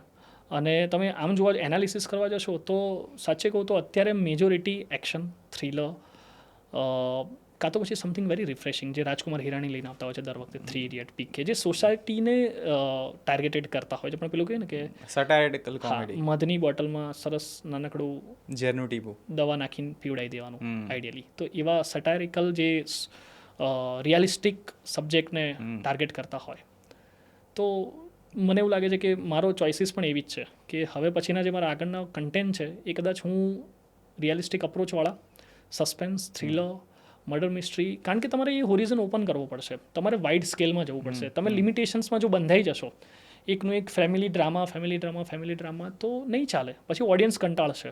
એ ટેવાયેલી છે અલગ અલગ વસ્તુ જોવાથી. કેમ? કારણ કે હવે ખાલી થિયેટર નથી રહ્યું, હવે ઓટીટી આવી ગઈ છે. અને ઓટીટી આવવાથી ઝોનરા બહુ જ બધા ડાયવર્સિફાઈડ થયા છે, લોકોને ઓપ્શન્સ વધ્યા છે અલગ અલગ કન્ટેન્ટ જોવાના. તો આને હું જરાક આગળ કન્ટિન્યુ કરીશ કે YouTube is the new world. Correct. લોકો યુટ્યુબ સુધી પહોંચી ગયા છે. ઇન્ટરનેટના જમાનામાં YouTube, TVF, so easy accessible કોન્ટેન્ટની ડિમાન્ડ વધી. Tier 2 રિલેટેબલ કોન્ટેન્ટની ડિમાન્ડ વધી. આ તો જસ્ટ આઉટ ઓફ સિલેબસ સવાલ છે કે મારી પાસે પણ એક આઈડિયા છે આ કોન્ટેન્ટને લઈને, તો એના માટે આપણે આ પતે પછી બેસીએ. શું કહો? 100%. અને YouTube is a good stream કે જ્યાંથી તમે તમારું એક અલગ આઈડેન્ટિટી ઊભી કરી શકો છો. અને રેવન્યુ જનરેશન પણ છે જ. આજે જો રેવન્યુ જનરેશન ના હોત તો કદાચ ટી સિરીઝ આટલું મોટું એમ્પાયર જે છે એ સોનામાં સુગંધ ના ભળી હોત. કદાચ ભુવન બામથી મળીને એટલા બધા કલાકારો છે કે જે લોકોએ આજે પોતાનું એમ્પાયર ઊભું ના કર્યું હોત. એટલે મેં તમને કીધું અગેન બિંગ અ મેકર તમને ખબર હોવી જોઈએ કે તમારો કોન્ટેન્ટ છે એ તમે ક્યાં ટાર્ગેટ કરવા માંગો છો, કયા સ્ટ્રીમથી તમે જવા માંગો છો. ઘણા બધા કોન્ટેન્ટ એવા છે ઓટીટી આવ્યા પછી મેં તમને કીધું ને કે રાઇટર ડિરેક્ટર્સ માટે થઈને હોરિઝોન વધી ગયા છે. પહેલાં કદાચ એવા કન્ટેન્ટ હતા કે જે કદાચ પ્રોડ્યુસર લેતા પહેલાં બહુ બધું ડરતા હશે, ગભરાતા હશે. આજે મિર્ઝાપુર તમે જુઓ તો એ ઓટીટીમાં જાય છે ને આઈડિયલી. એ જ કદાચ હું ફિલ્મમાં તમને કહેતો તો તમે એક્સેપ્ટેબલ ના થાત ને. સ્ક્વીડ ગેમ આજે તમે જો બહારની અધર લેંગ્વેજ કોરિયન વેબ સિરીઝ. તો તમે સ્ક્વીડ ગેમનો રિયલ સિનેરિયો ખ્યાલ છે કે મને એટલું ખબર છે કે રિયાલિસ્ટિક કન્ટેન્ટ છે એટલે ક્યાંક રિયલ થઈ ચૂક્યું છે. એક્ઝેક્ટલી. એટલે આ એકચ્યુઅલી 1985ની આસપાસ ફોરેન એકાદ કન્ટ્રીમાં પ્રિઝનરને આ જ એકચ્યુઅલી સેમ પ્રોસેસથી રિયલ લાઈફ ફૂટેજ મળ્યા છે, એને ડ્રામેટાઇઝ કર્યું છે. કરેક્ટ. અને ધ રિયલ ફેક્ટ ઇઝ કે નેટફ્લિક્સ સ્ક્વીડ ગેમ જેના મેકર છે લગભગ $21 મિલિયન ની અંદર એ સેલ કરી હતી એ ફિલ્મ. લગભગ $900+ મિલિયન એ નેટફ્લિક્સને કમાઈને આપી છે. અને તમે માનશો કે એની અંદર જે મર્ચેન્ડાઇઝ છે ને, જે શૂઝ છે, જે હુડી છે, એનું માર્કેટ એટલું બધું મોટું થયું છે કે જે હદ નથી એમ. True. One of the good market. એટલે જ્યારે પ્રોડ્યુસરના રેવન્યુ સ્ટ્રીમિંગની વાત કરું તો બહુ સરસ તમે કીધું પ્રિયંકભાઈ કે merchandise is also a good market. Absolutely. પણ તમારું એ સ્કેલ, એ વિઝન હોવું બહુ જરૂરી છે. આજે ભલે તમે ગમે તેટલું કહો, સલમાન ખાનનો એક એરા હતો, હજી છે જો આઈડિયલી એનું ઓડિયન્સ પ્રમાણે, પણ સલમાન ખાન કોઈ પણ એલિમેન્ટ્સ પકડતો હતો, એ એલિમેન્ટ્સ જ્યારે શોકેસ થાય છે મોટા પડદા ઉપર, એના પછી એની માર્કેટ વધતી જ હતી. 100%. તેરે નામ હેરસ્ટાઇલ. એક્ઝેક્ટલી. એકવાર એની લકી તમે જોઈ લો, પછી એની ટી શર્ટ્સ તમે જોઈ લો, એની બ્રાન્ડ્સ ઓલરેડી છે ઓલરેડી. તો મર્ચન્ડાઇઝ આજે તમે એવેન્જર્સ જોઈ લો, આજે તમે એ સ્કેલમાં જ જો જતા હો તો લોંગ ટર્મ સ્કેલમાં તમે જતા હો તો છે ને. ક્રિશ પણ ફિલ્મ આવેલી હતી. ક્રિશ પછી બહુ બધી મેગેઝિન્સ આ તે ઘણી બધી વસ્તુઓ છે. This is also good revenue stream. અને recurring revenue stream. Like Spiderman film છે તેના કરતાં વધારે રેવન્યુ માર્વેલને એની મર્ચેન્ડાઇઝમાંથી મળે છે. ટ્રુ. ઇવન ગુજરાતી આપણે એવું સમજીએ કે ગુજરાતી મેકર્સથી બનેલો એક એવો આઇકોનિક શો જે હજુ પણ ચાલે છે. તમને કંઈ નામ યાદ આવે છે? ગુજરાતી સિરિયલ છે. સિરિયલ છે. અને ગુજરાતી લેખક હજુ સ્ટીલ ચાલે. ખીચડી તો બંધ બી થઈ છે, still it's going on. Tarak Mehta. Correct. Tarak Mehta Ka Ooltah ચશ્મા એના અત્યારે 4500મો એપિસોડ કદાચ થઈ રહ્યો છે. 4449 કે એવું કંઈક છે. અને એ લોકોનું જે સોશિયલ મીડિયા છે ને, હવે જઈને એ લોકો તારક મહેતાની મર્ચન્ડાઇઝ પર આવ્યા છે. ઓકે. જસ્ટ ઇમેજિન કરો એના પ્રાઇમ પીક ટાઈમમાં જો એની મર્ચન્ડાઇઝ હતે માર્કેટમાં, તો ધ્રુવભાઈ તમે ઇમેજિન કરો કે કેટલું રેવન્યુ સ્ટ્રીમ જનરેટ કરી શકે. બે વ્યક્તિઓ વાત કરવા માટે ખાલી ટી શર્ટ પહેરી હતી, ગધેડા તારામાં અક્કલ નથી કે ડોબી, જસ્ટ એક આખું એનું કલ્ટ બની જતે. 100%. તમે જો Jethalal and Babita, this are the ideal character કે તમે આજે પેલું નહીં કહેતું કે ડિવાઈડ કરી નાખ્યું છે. આજે તારક મહેતા જોવાવાળો વર્ગ છે એમાંથી 25% ટપુને જોતા હશે, 25% જેઠાલાલને જોતા હશે, 25% બબીતાને જોતા હશે, અને રિમેનિંગ 25% કદાચ દયા એન્ડ અધર પીપલ. કારણ કે એ લોકોની કેરેક્ટરાઇઝેશન જે એ લોકો જોડે, એ લોકોની જોડે વાત છે ને વાર્તા છે, સમજો. અને આટલા ટાઈમથી સસ્ટેનેબલ થાય છે. દેટ મીન્સ કે ઓડિયન્સ જોડે રિલેટેબલ થાય જ છે, એ મુદ્દાઓ રિલેટેબલ થાય છે. બાકી સસ્ટેન કરવું ડેલી શોપની અંદર આટલા ટાઈમ સુધી, આટલા સ્પાન સુધી નેક્સ્ટ ટુ ઇમ્પોસિબલ છે. અને હું એવું માનું છું કે ફિલ્મોના કિરદાર છે ને એ ફિલ્મોને અમર બનાવે છે. 100%. એટલે the stronger the character, the more lasting impact it will have in the culture. Real વેમાં તમારી જોડે રિલેટેબલ છે ને. આજે પણ જય વીરુ મારા ફાધર માટે તો છે જ, મારા ફાધર માટે ગબ્બર પણ છે, મારા ફાધર માટે થઈને ઘણા બધા દેવ સાહેબની ઘણી બધી ફિલ્મો મને ઓલવેઝ એક્ઝામ્પલ આપતા રહે છે. There is no alternative. આ એમના માટે જ બન્યા છે, આ એમના માટે જ રોલ છે. આજે મુન્નાભાઈ અને circuit, you can not imagine any other. આપણા ટાઈમની અંદર જો આજે પણ સંજય દત્તને લાઈફ લોંગ એ મુન્નાભાઈ તરીકે જ કન્સિડરેશન થશે. અરશદ વારસીને હજી પણ લાઈફ લોંગ એને સર્કિટ તરીકે જ કન્સિડરેશન કરશે. એ જોડાઈ ગયા છે, એ લોકો સાથે નામ જોડાઈ ગયા છે. ઇવન રાજકુમાર હિરાણીનું એક ઇન્ટરવ્યૂ હતું, એને કહ્યું હતું કે જ્યારે સર્કિટનો રોલ પ્લે કરવાનો હતો ને, તો સર્કિટ એને કે ક્વર્કી સ્ટાઇલમાં, અરશદ વારસી માટે તો ત્યારે પેચેક હતું, એટલે એના ક્વર્કી સ્ટાઇલની અંદર હી વોઝ પ્લાનિંગ કે ભાઈ રોલ કરે. તો રાજકુમાર હિરાણી એને એવું કહ્યું કે તમે આ રીતે નહીં, આ રીતે પરફોર્મ કરજો. અને અરશદ વારસીનો ટેમ્પો ટોટલી ડાઉન જતો રહ્યો, ના હ્યુમર આવે, કંઈ એકદમ ફ્લેટ ફ્રેમ લાગે. પછી એને કહ્યું કે ના, તમને જેમ ઠીક લાગે તેમ કરો. ના whatever he was doing, they ઇમ્પ્રોવનેસ, એ કેરેક્ટરની ઇમ્પ્રોવનેસ છે તે એમને ફીલ થાય છે. બિકોઝ એ વ્યક્તિ પ્રોસેસમાંથી જઈ ચૂક્યો છે, એને આટલું બધું કામ કરી ચૂક્યો છે, કદાચ એણે થિયેટર્સથી લઈને બહુ બધી ફિલ્મો સુધી એને એની સફર કરી હશે ને, એ સફરની અંદર એ બહુ બધું સફર પણ કર્યું હશે, એમાંથી એ શીખ્યો હશે. ક્યા વાત હે. તો આ સફર ને સફરની વચ્ચે 3 સવાલ પૂછીશ. પહેલો સવાલ છે કે તમને ગમતી 3 ગુજરાતી ફિલ્મો કઈ? મને ગમતી એક પહેલી ફિલ્મ જેનાથી કદાચ હું એડમાયર થયો એ હતી બે યાર, અભિષેક જૈનની ફિલ્મ, જે બહુ જ બ્યુટિફુલી એને પોર્ટ્રે કરેલી હતી. 2 મિત્રોની વાત હતી, પેઇન્ટિંગની વાત હતી, પેઇન્ટિંગની વાત હતી અને મિત્રતા બેઝિકલી. આજે પણ એના ડાયલોગ, સર્ટન ડાયલોગ એવા છે કે જે કદાચ નીરેન ભાઈએ લખ્યા છે, જે આજે પણ મને યાદ છે કે એ ખાતારી માના હમ યુ નો, અને વાત કન્વે કરવાનું જે સર્ટન સીન જે હજી મગજમાં બેઠા છે, છપાયેલા છે આઈડિયલી. તો એ મારી પહેલી ફિલ્મ હતી જે ઇન્ડસ્ટ્રીમાં આવતા પહેલાં. સેકન્ડ બટ ઓબ્વિયસલી થઈ જશે, કારણ કે વાત અને વાર્તા બહુ સુંદર હતી. એક સામાન્ય માણસ, બાપ દીકરોની વાત હતી આઈડિયલી, અને એ સપનાની વાત હતી. તો સેકન્ડ અગેન મારી ગમતી ફિલ્મ એ છે. ત્રીજી કદાચ મને એવું લાગે છે કે જે હું હવે નેક્સ્ટ બનાવવા જઈ રહ્યો છું એ કદાચ હોઈ શકે છે મારી ગમતી ફિલ્મ. તમને ખબર છે કે આ 2 યાર અને કેવી રીતે જઈશ, આ 2 એવી ફિલ્મો છે જેને કારણે હું ગુજરાતી ઇન્ડસ્ટ્રીમાં આવ્યો. અને આ બંને ફિલ્મો મેં થિયેટર સિનેમામાં જ જઈને જોઈ છે. અને કદાચ જેટલા લોકો ફિલ્મો જોતા હશે ને, કદાચ અમુક લોકોનો કલ્ચર તો આનાથી આવ્યો, પણ 2 યાર પહેલાં બી એક બીજી ફિલ્મ આવી રહી હતી, તેનું નામ હતું કેવી રીતે જઈશ. બિલકુલ 100%. અને એ જે વિઝાની મગજમારી હતી, correct. So a struggle of a real common man will always connect to more people. અને કદાચ જે ઇન્ડસ્ટ્રી લોકો પ્રમાણે, હું તો ત્યારે નવો હતો, જે ચેન્જ થઈ કદાચ એ જ ફિલ્મ થઈ હતી. એ જ film rural urban was the change. કારણ કે હા, એટલે અર્બન અભિષેક જઈને પોતાને કીધું પણ છે કે ત્યાં સુધી લોકોના મગજમાં પેલું હતું, જે ખેતરમાં જ ફિલ્મો બનતી હતી, રૂરલ એક સેગમેન્ટ હતો જે ટાયર 2 ટાયર 3 ને વધારે એસ્ટાબ્લિશ કરતો હતો. એટલે એનાથી એને એક શબ્દ આપ્યું માર્કેટિંગ ગિમિક તરીકે, જેને આપણે પકડી લીધો, ગ્રેબ કરી લીધો. આપણે તો શું છે, આપણે તો નવું આવે, ઘેટા જાય એની પાછળ જઈ જ રાખવાનું એમ. આ લારીમાં સૌથી સારી પાણીપુરી મળે છે તો જતું રહેવાનું, પછી જોવાનું નહીં પાણી ક્યાંથી આવે. એટલે હું ફિલ્મને ફિલ્મ જ માનું છું આઈડિયલી. તમે મહારાષ્ટ્રમાં જાઓ તો મરાઠી ફિલ્મો છે ને, ત્યાં rural Marathi film, urban Marathi film જેવું છે જ નહીં. સિનેમા ફિલ્મ છે. તો જસ્ટ ખાલી ગુજરાતી ફિલ્મોની અંદર અત્યારે કરન્ટલી એક ફિલ્મ આવી છે, ગયા એટલે થોડા ટાઈમ પહેલા આવી હતી. ફિલ્મનું નામ છે વશ. ઓકે. એને ઓડિયન્સને વશ કરી લીધી. બિલકુલ. અને પછી એના પરથી બની શેતાન. ત્યાં સુધી લોકોને ખબર નહોતી કે ફિલ્મ શું છે. જેટલાય પકડી લીધી. હવે લોકો શોધી રહ્યા છે સિનેમા પર મળશે ક્યાં, શીમાર ઉપર મળતી નથી. અને પછી અનાઉન્સ થયું કે વશ 2 આવી રહી છે, વશ વિવશ લેવલ 2. અને એણે નેશનલ નહીં, એટલે ગુજરાતી નહીં, નેશનલ લેવલ પર રિલીઝ કરવાનું પ્લાન કર્યું. અને ઓડિયન્સ ગાંડી થઈ ગઈ કે આ સિનેમા છે. કારણ કે હું તમને એ જ કહેવા માંગુ છું કે કોઈ પણ રાઇટર હોય, એનું વિઝન તો એ જ હોય ને કે આ કન્ટેન્ટ મારે ગ્લોબલી એક્સપાન્શન થાય એવું જ કરવું છે. આજે ગુજરાતી ઇન્ડસ્ટ્રી માટે પણ હું એ જ કહું છું કે કાલ ઉઠીને someone has to set the bar કે એનો કન્ટેન્ટ આજે મલ્ટિપલ લેંગ્વેજમાં કેમ ના બને. વાર્તા તો વાર્તા જ છે ને, અને વાર્તા ગ્લોબલ લેવલે કનેક્ટ થશે જ. મેં એટલા માટે તમને સિક્રેટ સુપરસ્ટારનું એક્ઝામ્પલ કેમ આપ્યું છું, કારણ કે એ કન્ટેન્ટ કદાચ ત્યાં ગ્લોબલ લેવલ ઉપર એસ્ટાબ્લિશ થવાનો હતો, અને એમને એવું લાગતું હતું કે થઈ શકે છે, એ કનેક્ટ થઈ શકે છે.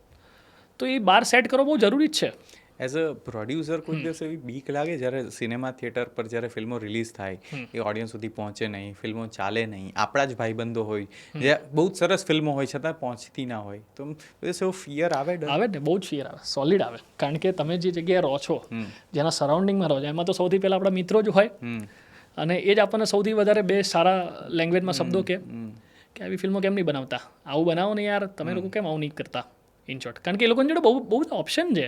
ઓટીટી આવ્યા પછી તો સૌથી વધારે કોરિયન સિનેમા જુઓ, ઇંગ્લિશ સિનેમા જુઓ તમે, એટલે ઇન શોર્ટ હોલિવૂડ ફિલ્મો તમે જુઓ, સાઉથની 4-5 લેંગ્વેજની તમે ફિલ્મો જુઓ, એના સિવાય એ લોકો જોડે બહુ બધા ઓપ્શન છે. તો આપણા જ સરાઉન્ડિંગના લોકો સૌથી વધારે આપણને ગાળો આપે કે આ કેમ નથી બનાવતા. અને આપણી જ ફિલ્મો જ્યારે રિલીઝ થતી હોય ત્યારે સૌથી વધારે આપણને બીક શું હોય કે બાકી બધું તો ગયું સાઈડમાં, ઘરે જઈને જે જગ્યા આપણે રહીએ છીએ ત્યાં આજુબાજુવાળા લોકો શું કહેશે કે યાર આવી પિક્ચર બનાવવાની હતી તારે, આ પિક્ચરમાં. કારણ કે એ લોકો ક્રિટિક્સ છે અને તમારે એક્સેપ્ટ કરવું પડે. એ સૌથી મોટા ક્રિટિક્સ છે. કારણ કે તમે બનાવો છો એ લોકો માટે થઈને, તમારા પોતાના માટે બનાવતા હોત તો વાંધો નહોતો, તો તમે ઘરમાં બેસીને આરામથી જુઓ, તમારે જે બનાવવું એ રીતના. પણ તમે એ ઓડિયન્સ માટે બનાવો છો તો તમારે ક્રિટિક્સને એક્સેપ્ટ તો કરવું પડશે. એટલે ઓફકોર્સ ફિયર થાય, ઘણી બધી વસ્તુઓ ફિલ્મ રિલીઝ થતાં પહેલાં પણ તમને એવું લાગે કે સાલું અહીંયા સુધી પહોંચશે કે નહીં પહોંચે, આ જગ્યાએ જશે કે નહીં જાય, ફિલ્મને અહીંયા કેટલા દિવસ સુધી સસ્ટેન કરી શકાશે, ઓડિયન્સ કેટલી ગઈ છે પહેલા વીકની અંદર. કારણ કે ઇટ્સ અ એન્ટાયર જર્ની. એક વર્ષ તમે નાખ્યા પછી જ્યારે તમારું રિઝલ્ટ આવે છે, જેમ 10મા બોર્ડનું કેવું પહેલેથી જ ફિયર ઊભું કરી નાખવામાં આવે છે, તો આ ફિયર તો એવું છે કે સતત શરૂ છે પહેલા દિવસથી, સ્ક્રેચથી લઈને જ્યારથી કન્ટેન્ટ લખાય છે એ વિઝનથી તમે એને ગ્રો કરો છો, અને ગ્રો કરતાં કરતાં કરતાં કરતાં કરતાં કરતાં હવે પરિણામ સુધીની વાત આવી છે. લગ્ન કર્યા પછી પણ તમારી ચિંતા તો એટલી જ છે બિંગ અ બાપ તરીકેની, કે પરિણામ પછી તે સંસાર વ્યવસ્થિત રહેશે કે છૂટાછેડા થઈ જશે. મન માંડવે પહોંચશે કે નહીં? તો આ મન માંડવે પહોંચવા માટે ગુરુવારની રાત્રે જ્યારે ફિલ્મની KDM પહોંચી ગઈ, KDM મીન્સ કે એક એવું સોફ્ટવેર ડીસીપી આવે છે, હાર્ડ ડ્રાઈવ આવે છે, જે આપણે ફિલ્મના થિયેટરમાં મોકલાય છે, અને એને ઓપન કરવા માટે જે KDM આવે છે, તો ડીસીપી જ્યારે પહોંચી ગઈ હોય, એટલે ગુરુવારની રાત્રે પ્રીમિયર થઈ રહ્યું છે, તો ત્યારે લોકોની અંદર તમે જે પ્રીમિયર કરી રહ્યા છો, તમે ત્યાં ચાલી રહ્યા છો, તમારી ફિલ્મો લોકો જોઈ રહ્યા છે, તો આના બે પર્સપેક્ટિવ છે. સૌથી પહેલાં તો એક પ્રીમિયરમાં આવતી ખોટી તારીફોને વખાણો. ઓકે, એટલે તમે કોન્ટ્રાવર્સી ઉપર જઈ રહ્યા છો. કોન્ટ્રાવર્સી પર નહીં, પણ ઇન ધ પ્રેક્ટિકલ ગુરુવારની રાત્રે કેવું ફીલ થાય અંદર, જ્યારે બધા જ વ્યક્તિઓ આસપાસ બેઠા હોય, ત્યારે તમારા અંદરથી કંઈક ભાવ નીકળતો હોય? પ્રીમિયરની અંદર આઈડિયલી છે ને બે વસ્તુ હોય. એટલે હું મારો નાનકડો અનુભવ કહું, જેટલા અત્યાર સુધીમાં મેં પ્રીમિયર કદાચ અટેન્ડ કર્યા હશે, તો એક તો પોતાની ફિલ્મના પ્રીમિયરમાં તમે હો તો તમારી જોડે એટલું બધું બર્ડન હોય, તમે લઈને બેઠા હો. કારણ કે પ્રીમિયર તો ઠીક છે, ગુરુવારે તમે પ્રીમિયર કરો છો અને એ ઓડિયન્સને બતાવો છો કે જેમાં તમારી ઇન્ડસ્ટ્રીની ઓડિયન્સ છે કે જે તમારા કામને જોવે છે, અને બીજી એ ઓડિયન્સ છે કે જે વાર્તા જોવા આવી છે બેઝિકલી, અને એ લોકો ફિલ્મ જોઈને તમને જે હશે ઓનેસ્ટલી તમને કહી જ દેવાનું છે. એટલે બર્ડન તો તમારી જોડે રહેવાનું છે જ્યાં સુધી એક શો નથી પતતા, જ્યાં સુધી ઓડિયન્સ તમને એને કહેતી નથી. અને એ ઓડિયન્સની અંદર અમુક લોકો તમારા ઘરના હશે જે કદાચ તમને સારી વસ્તુ કહેશે જ તે, પણ એવા અમુક લોકો હશે જે તમારા સાચા ક્રિટિક્સ હશે, એ તમને સારી વસ્તુ પણ કહેશે. પણ અલ્ટરનેટિવલી શુક્રવારનો પહેલો શો છે ને, ત્યાંથી એક્ઝેક્ટલી તમને ફીડબેક આવવાના શરૂ થશે, જે તમારું રિયલ માર્કેટ છે, એટલે રિયલ થિયેટર, રિયલ ઓડિયન્સ છે એમ. કારણ કે ગુજરાત આટલું મોટું છે, તમે સમજો, ઘણી વખત બને એવું કે અમદાવાદમાં ફિલ્મ ચાલી છે, બરોડામાં ના પણ ચાલે, સુરતમાં ના પણ ચાલે, કદાચ મહેસાણામાં એ ચાલી છે. તો બહુ બધા ફેક્ટર્સ છે જે મેટર કરે છે, અને ડર તો રહેવાનો, સતત રહેવાનો. એટલે બોર્ડના સેમ દિવસે તમે કોઈ પણ છોકરાને પૂછો અંદર જતા વખતે, બેટા તને બીક લાગે છે? તો પેલો કે લાગે જ ને, પેપર આવશે ત્યાં સુધી લાગશે, પેપર લખતી વખતે પણ લાગશે, બહાર નીકળ્યા પછી કદાચ હાશકારો થશે, પણ એ ક્યાં સુધીનો? જ્યાં સુધી રિઝલ્ટ નહીં આવે ને ત્યાં સુધી. અને રિઝલ્ટ આવવું બહુ જરૂરી છે, એ સારું કે ખરાબ દેટ ઇઝ ડિફરન્ટ સિનેરિયો, પણ તમે જે મહેનત કરી છે એનું ફળનું તમારું જે સેમ ડે હોય, જ્યારે તમને ખબર છે કે આનું રિવર્ટ કેવું આવશે, અને અત્યારનું ફળ તો બહુ સરસ ફટાફટ આવે છે 3 કલાકની અંદર. પહેલાં 3 કલાકની અંદર ડિસાઇડ થઈ જાય છે તમારો શો શુક્રવારે ફર્સ્ટ ડે થયો, લગભગ 11-12 વાગ્યા સુધી તમને ફીડબેક મળી જાય છે કે ઓડિયન્સને કેટલું ગમ્યું છે અને કેટલું ચાલશે, થિયેટરમાં પાટિયા તમારા રહેશે. તો ધ્રુવભાઈ, આપણે ગુજરાતી ઇન્ડસ્ટ્રી છે, એક સર્ટેન સાયકોલોજી સાથે, થોડું ડ્રામા ટચ સાથે, થોડા ઇમોશન સાથે બોન્ડ થઈને ફિલ્મો બનતી હોય. કરેક્ટ. બોલિવૂડની અંદર થોડું ગ્લેમર હોય, થોડું ગ્લોસી હોય, થોડું ઓવર ધ ટોપ હોય. સાઉથની અંદર એક્શન્સ ઓવર ધ ટોપ હોય, ઇમોશન રૂટ્સ કલ્ચર સાથે હોય, રાઈટ? પંજાબી ભોજપુરીની અંદર અલગ ગ્લેમર હોય. તો હવે ધ ક્વેશ્ચન ઇઝ કે સિનેમાને જ્યારે આપણે સમજવું છે, કલ્ચર વાઇઝ બદલાય છે, સાઉથ ઇન્ડસ્ટ્રી જેવો સિનેમા જે લોકોને પેન ઇન્ડિયા ગમી રહ્યો છે, પીપલ આર કનેક્ટિંગ ટુ, તો એવો સિનેમા ગુજરાતીમાં બનશે? ઇફ હા, તો કેવી રીતે? ઓફકોર્સ બનશે. મને એવું લાગે છે કે સરસ ટેલેન્ટ આવી રહ્યા છે, bit as writer, bit as director, bit as actor, જે લોકો સિનેમા બનાવવામાં મૂળભૂત લોકોનો ફાળો હોય. તમે સમજો, સાઉથ ઇન્ડસ્ટ્રી ઓફકોર્સ અત્યારે અહેડ છે. એની પાછળનું રીઝન એટલું છે કે એ લોકો ઇકોસિસ્ટમ બહુ સરસ સેટ કરી છે. એ લોકો ડરતા નથી. પહેલી વસ્તુ તો અહીંયા જેમ ફેમિલી ડ્રામા એક જ કન્ટેન્ટની પાછળ દોડ્યા રાખતા હતા થોડા વર્ષો પહેલાં, હવે ઓફકોર્સ ચેન્જ થવા માંડ્યું છે. હમણાં તમે એક એક્ઝામ્પલ આપ્યું વર્ષ, તો એ ઝોનરાથી બહાર નીકળીને કોઈક ઝોનરા લાયા ને, એમાં એવું મગજમાં નહોતું કે કદાચ આ ઓડિયન્સને ગમશે કે નહીં ગમે, આમાં કદાચ બ્રુટલ ફાઇટ સિક્વન્સ છે, ગમશે કે નહીં ગમે. તો આ વસ્તુ સાઉથ ઇન્ડસ્ટ્રી સતત ચેન્જિંગ કરતું રહ્યું છે. એ લોકો એક્સપેરિમેન્ટલ કરવામાં ડરતા નથી. એટલે જેમ પેલી કહેવત છે કે તમે સતત જેટલું એક્સપ્લોર કરશો એટલું તમે નવું શીખવા મળશે. અને અક્ષય કુમારનો એક ડાયલોગ છે કે કાં તો જીતશો કાં તો શીખશો, બરાબર? બેમાંથી એક જ વસ્તુ તમારે થવાની છે ને. એટલે એ ઇવોલ્વ ઇન્ડસ્ટ્રી ફટાફટ એટલા માટે થઈ છે કે એ લોકો પૈસા નાખે છે રાઇટર ઉપર, એ લોકો પૈસા નાખે છે ડિરેક્ટરના વિઝન ઉપર, એ લોકો હોરિઝન ખોલવા માટે થઈને એ લોકો વધારે સપોર્ટ કરતા હોય છે, એ લોકો બજેટ પણ આપે છે, કારણ કે એ લોકોને ખબર છે કે એ લોકોની ઓડિયન્સ એને એક્સેપ્ટ કરે છે. અને અલગ અલગ સ્ટ્રીમની અંદર, અલગ અલગ ઝોનરાની અંદર એ લોકો સતત એક્સપ્લોર કરતા રહ્યા છે. તો આજે તમે એક્સપ્લોર નહીં કરો તો તમને ખબર નહીં પડે. આજે હું તમને એમ કહું કે સતત હું એકનું એક જ વસ્તુ ખાકા કરું છું તો મને આઈડિયા જ નહીં આવે કે બીજા વસ્તુનો ટેસ્ટ શું છે. તમે આપો તો ખરા, તમે ઓડિયન્સને નહીં આપો ત્યાં સુધી ઓડિયન્સને નહીં ખબર પડે. આજે વશ આપ્યું, ચલ મન જીતવા જઈએ, ચલ જીવી લઈએ, વેરી બ્યુટીફુલ કન્ટેન્ટ. નાડી દોષ આપ્યું ત્યારે ખબર પડી ને. Builder boy is also good content, amazing content, Sara content. હવે અપકમિંગ ટેલેન્ટ આવી રહ્યું છે ગુજરાતી ઇન્ડસ્ટ્રીઝમાં, હવે ઇવોલ્વ થઈ રહ્યા છે, કારણ કે લોકોને ખબર પડશે અને આજે લોકોના ફીડબેક પણ આવશે.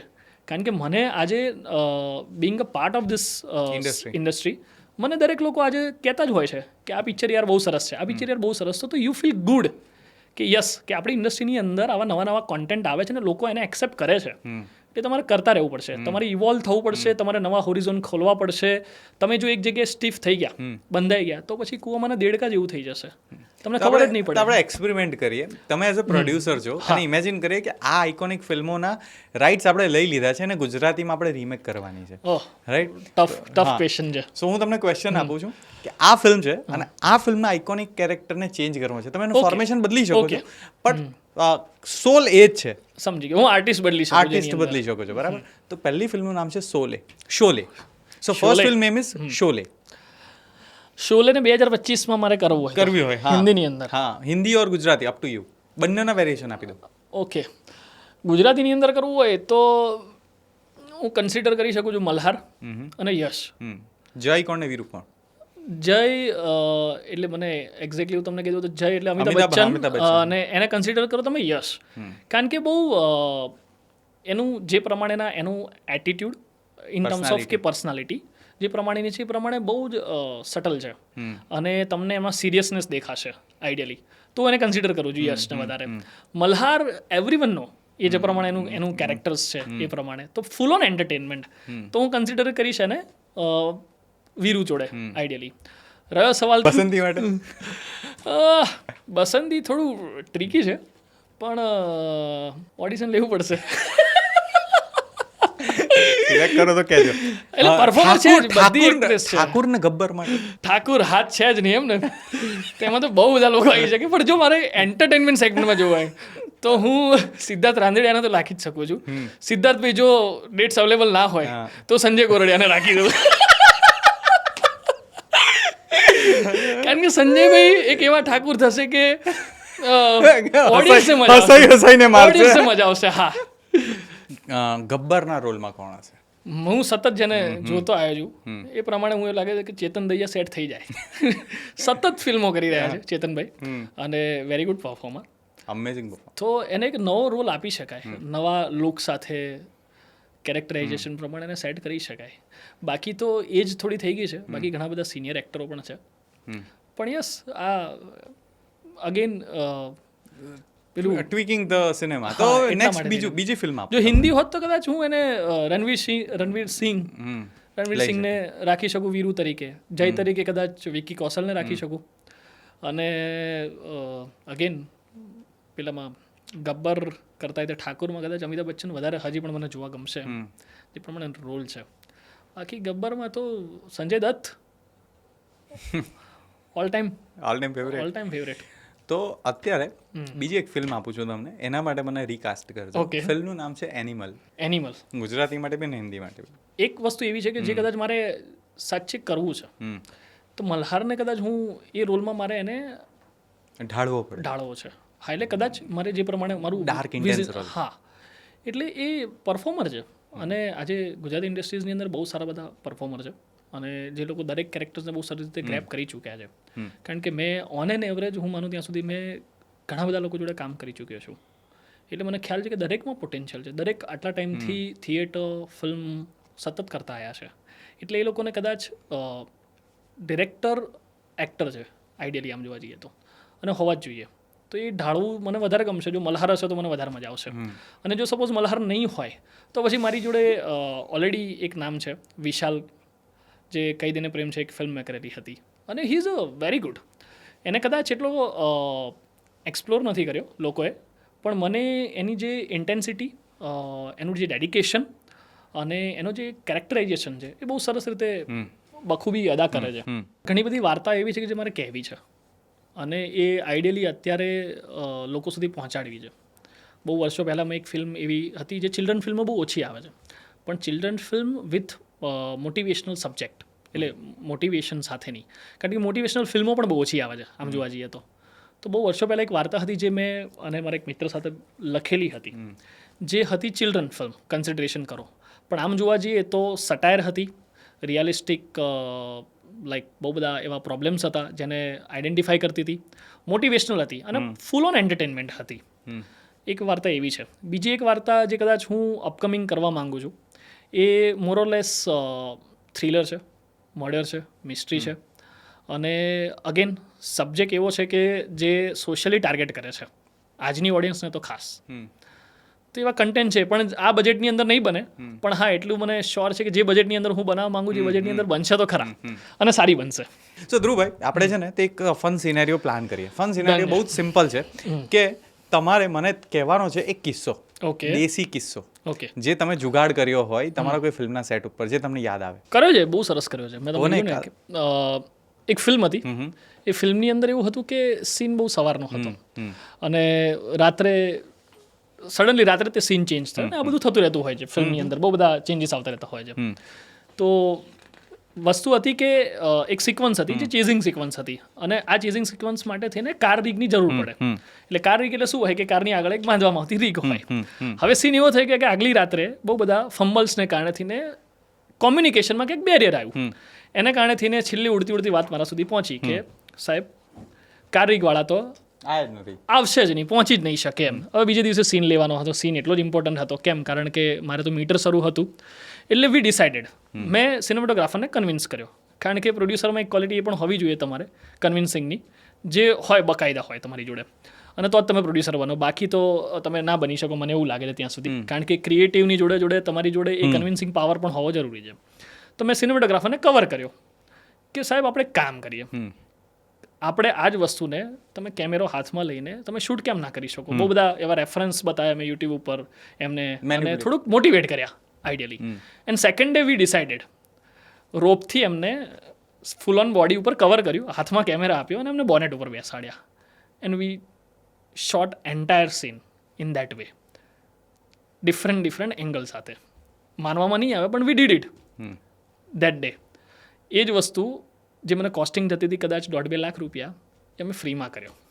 કેમ? કારણ કે સિચ્યુએશન એવી આવી અને સિચ્યુએશન સાથે તમારે એ ઢાળવું જોઈએ. મને એવું લાગે છે કે બિંગ અ પ્રોડ્યુસર તરીકે, કારણ કે મેકર તરીકે એની ડિમાન્ડ શું હતી કે મારે એ શોટ જોઈએ છે, ચેઝિંગ શોટ જોઈએ છે ગમે તેમ કરીને, કે એ વસ્તુને ફોલો કરે છે.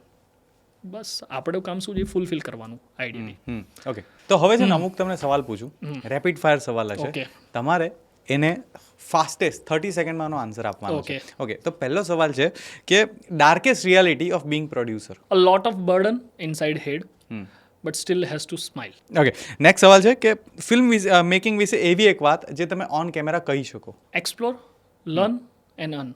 Vote do you hate a lot as a producer but still you have to do it? Documentation, paper work, legality. સૌથી ખરાબ મને જે લાગતું હોય તો એ છે. અને બીજી વસ્તુ છે નેગોશિએશન, કારણ કે બિંગ અ પ્રોડ્યુસર નેગોશિએટર તમે હોવા જ જોઈએ, જેમાં બાર્ગેન તમારે કરવું જ પડે, કારણ કે તમે એક રિસ્ટ્રિક્શન બજેટની અંદર તમે એક ફિલ્મ બનાવવા જઈ રહ્યા છો અને એન્ટાયર પ્રોસેસ છે, બહુ બધા કોન્ફ્લિક્ટ આવી શકે એન્ટાયર શૂટની અંદર. વેધર ચેન્જ થાય, પ્રોડ્યુસરના પોઈન્ટ ઓફ વ્યૂથી તમને કહું તો આર્ટિસ્ટ કદાચ બીમાર થઈ ગયા, બહુ બધા એવા હર્ડલ્સ આવે કે જેને કારણે થઈને બજેટ ઇન્ક્રીઝ થવાના ચાન્સીસ થઈ શકે છે. તો અલ્ટરનેટિવલી બર્ડન આવે જ તમારી ઉપર. એટલે તમારી જોડે કન્વિન્સિંગ પાવર પણ હોવો જોઈએ. ક્યાંક તમે રિડ્યુસ કરો બજેટને, ક્યાંક કોઈકને કન્વિન્સ કરો કે એક એક્સ્ટ્રા થોડુંક કામ કરવા માટે થઈને. તો બહુ બધી એવી પ્રોસેસ છે, તે કરી શકાય. ઓકે, અમુક મિથ છે સિનેમાને લઈને, સાચા કે ખોટા તમારે કહેવાનું છે અને એને બસ્ટ કરવાના છે. Okay, so as a producer લોકો વિચારે છે પ્રોડ્યુસર પૈસા ફેંકે ને ચીલ કરે છે, સાચું કે ખોટું? ખોટી વસ્તુ છે. તમે અમેરિકા ગયા છો, તમને અમેરિકાની ઇકોનોમી વિશે વાત કરવાનું કહીશ તો તમે કરશો, પણ એ પાનના ગલ્લે જેમ ઉભા રહીને કરશો એવી જ વાત કરશો ને. એટલે તમે જાતે સેલ્ફ જ્યાં સુધી એક્સપ્લોર નહીં કરો ત્યાં સુધી તમને નહીં ખબર પડે. મેં તમને કીધું એમ કે પ્રોડ્યુસરની જર્ની બહુ જ લેન્ધી છે, હેડેકવાળી છે અને પેલું દોષનો ટોપલો માથે લઈને જ ફરવા જેવી વાત છે. આજે હું તમને એમ કહું કે એક ફિલ્મના ફ્લોપ થવાના પાછળના કારણોમાં ઘણા બધા કારણમાં આવશે જ તે કે પૈસા નહોતા, પ્રોડ્યુસર અહીંયા પૈસા ના નાખ્યા, પ્રોડ્યુસર અહીંયા આ વસ્તુ ના કરી, માર્કેટિંગમાં સ્પેન્ડ ના કર્યું, રિલીઝિંગ વખતે સ્ક્રીન આટલી ના મળી. તો બહુ બધા રીઝન બધાની જોડે છે, પણ અલ્ટરનેટિવલી છેલ્લે જીતે તો થાઠ હે, હારે તો વાટ હે. અને અલ્ટરનેટિવલી પ્રોડ્યુસરને અહીંથી બધું આપવાનું જ છે. લેવાનું ક્યારે છે? જ્યારે ફિલ્મ રિલીઝ થાય પછી લેવાનું છે ને. એટલે પ્રોડ્યુસરને મને લાગે છે ત્યાં સુધી કે એક એવો વ્યક્તિ છે કે જે બિહાઇન્ડ ધ કર્ટન છે અને બહુ જ બધા બેરિયર સાથે પોતાની લાઈફને ત્યાં સર્વાઈવ કરે છે. તમારા હિસાબે ગુજરાતી ઇન્ડસ્ટ્રીના એવા 3 કલાકારો જે ફ્યુચરમાં સુપરસ્ટાર બની શકે છે? Male female. મેલની અંદર અપકમિંગ જે એસ્ટાબ્લિશ નથી કદાચ, અથવા તો છે પણ સુપરસ્ટાર બનવાનું પોટેન્શિયલ રાખે છે. મને એવું લાગે છે, મેં તમને કીધું એમ કે એક વિશાલ છે. બીજું હમણાં મેં રામ ભરોસે એક ફિલ્મ જોઈ હતી, એની અંદર હીરો છે. અને એના પછી જો હું મેલની વાત કરું હજી પણ, તો Mehul Desai is also a good character, જે કદાચ આવતા વર્ષોની અંદર એ બહુ સરસ રીતે પોતાનું સ્થાન કરશે. અબાઉટ ગુજરાતી એક્ટ્રેસીસની વાત કરું તો આઈડિયલી અત્યારે મને જે દેખાઈ રહ્યું છે એમાં સૌથી વધારે potential Riva is a good potential, જો એને વધારે એક્સપ્લોર કરવામાં આવે તો Riva Raj. Apart from that Yukti તો ઓલરેડી કરી રહી છે ઘણી બધી ફિલ્મો, પણ હજી એને એક્સપ્લોર કરવામાં આવે ઘણા બધા સારા પ્રોજેક્ટ સાથે તો કદાચ થઈ શકે છે. Hina is also good. Best 3 director you feel જે ગુજરાતી ઇન્ડસ્ટ્રીનું એક આખું ચામ પેન ઇન્ડિયા લઈ જઈ શકે? આઈડિયલી વૈશલભાઈ તો પ્રોડ્યુસરમાં કન્સિડરેશન કરું, પણ કૃષ્ણદેવ યાજ્ઞિક, જેને ઓલરેડી એક નવો સેગમેન્ટ કર્યો છે, કદાચ મને એવું લાગે છે બધા જ ડિરેક્ટરો છે જે કદાચ લઈ જઈ શકે છે. યોગ્ય વાર્તા અને યોગ્ય સમયને યોગ્ય પૈસા સાથે સપોર્ટ કરવામાં આવે તો થઈ શકે છે, પણ મેજોરિટી કૃષ્ણદેવ યાજ્ઞિકે પ્રૂવ કરી દીધું છે. એના સિવાય ઉમંગ વ્યાસ ઓલરેડી કદાચ એને જમકુડી સૌથી બ્લોકબસ્ટર સક્સેસફુલ ફિલ્મ કમર્શિયલી આમ જોવા જઈએ તો.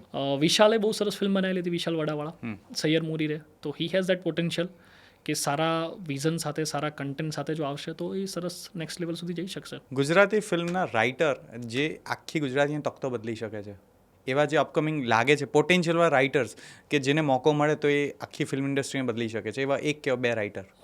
મેં સાચે કહું તો ઓલમોસ્ટ અત્યાર સુધીમાં અલગ અલગ રાઇટરો જોડે કામ કરેલું છે. નીરનભાઈ પહેલેથી ગુડ રાઇટર, કારણ કે આજે અત્યારે મુંબઈ જઈને બેઠેલા છે. એના સિવાય કરણે પણ બહુ સારી વાર્તાઓ લખી છે, કરણ વ્યાસે. બીજું એના સિવાય કેયુ કરીને એક છે જે બહુ સારું લખી રહ્યો છે અને કદાચ એની ફિલ્મો આવી પણ રહી છે. અપાર્ટ ફ્રોમ દેટ બીજા ઘણા બધા એવા છે કે જે લોકોને એક્સપ્લોર કરો તો તમે કદાચ આગળ ઘણા બધા સારા કન્ટેન્ટ મળી શકે છે અને બની પણ શકે છે. જ્યારે તમે પ્રોડ્યુસર તરીકે કામ કરો છો ત્યારે બીજા પ્રોડ્યુસરોના કામ જોતા હો છો, બીજા મેકર્સના કામ જોતા હો છો. ઇફ આપણે વર્લ્ડ સિનેમાની વાત કરીએ, વર્લ્ડ સિનેમા ઇન્ડિયા પણ હોઈ શકે, ઇન્ટરનેશનલ પણ હોઈ શકે, એવી 3 ફિલ્મોના સજેશન તમારા તરફથી વ્યુઅર્સને જે એ લોકો જોવે તો દે માઇટ ફીલ હેપી અથવા તેમની લાઈફ ચેન્જ થઈ શકે છે? ગુજરાતી કે કોઈ પણ વર્લ્ડ સિનેમામાંથી કોઈ પણ 3 ફિલ્મો? એટલે વર્લ્ડ સિનેમામાં તો 3 ફિલ્મો હું રિસ્ટ્રિક્ટ નહીં કરું, પણ હું તમને ગમતી 3 ફિલ્મો? એટલે મને ગમતી 3 ફિલ્મોમાં પણ અગેન પણ હું એમ કહીશ કે ટર્મિનલ કરીને એક ફિલ્મ છે ટોમ હેન્કની, બહુ જ બ્યુટીફુલ ફિલ્મ છે. આજે તમારે મોટિવેશનલ થવું હોય તો તમે એ ફિલ્મ જુઓ, ટર્મિનલ. આજે અગેન ક્રાફ્ટ સાથેની ફિલ્મ તમારે જોવી હોય તો તમે તુંબાડ જુઓ, તમે ના જોયું હોય તો, કારણ કે બાહુબલી ઘણા બધા લોકોએ જોઈ હશે. અને અગેન જો તમારે ઇમોશન ડ્રીવનની વાત કરીએ તો ચલ જીવી લઈએ. અગેન વાત છે બહુ જ બ્યુટીફુલ છે, બાપ દીકરા વચ્ચેની વાત છે, ગુજરાતી જ છે, બહુ સરસ છે. અને એના સિવાય હજી હું નંબર્સમાં કહીશ તો બહુ બધી ફિલ્મો છે કદાચ જે ઝોનરા વાઇઝ હું તમને કહી શકીશ. અંધાધૂન અગેન જે બહુ જ વિટી અને થ્રિલર કાઇન્ડ ઓફ બનાવી છે, બહુ જ બધી ફિલ્મો છે. તમારી લાઈફ જો એક નેટફ્લિક્સની ફિલ્મ ઓર વેબ સિરીઝ હોય તેનું ટાઇટલ શું હોઈ શકે? Roller coaster with lot of chaos. Roller coaster with a chaos. Yes. Okay. જો કાલે ઉઠીને ફિલ્મ મેકિંગ જ બંધ થઈ જાય, તમારું પેશન જ બંધ થઈ જાય, તો what is the next thing you will do? Film તો બનતી રહેશે મને ખબર છે, પણ તે છતાં પણ તમારે જો પૂછવું હોય તો મને એવું લાગે છે કે 3 સેગમેન્ટ એવા છે કે જ્યાં હું મારી જાતને એક્સપ્લોર કરીશ વધારે. એક છે ટ્રેડિંગ, લાઈક સ્ટોક માર્કેટ. બીજું છે લેન્ડ, ઓલવેઝ રિયલ એસ્ટેટ. અને ત્રીજું છે ફાર્માસ્યુટિકલ. આ 3 ધંધા એવા છે કે જે બંધ જ નથી થવાના ક્યારેય, ચાલતા જ રહેવાના અને તમને પૈસા કમાઈને આપશે.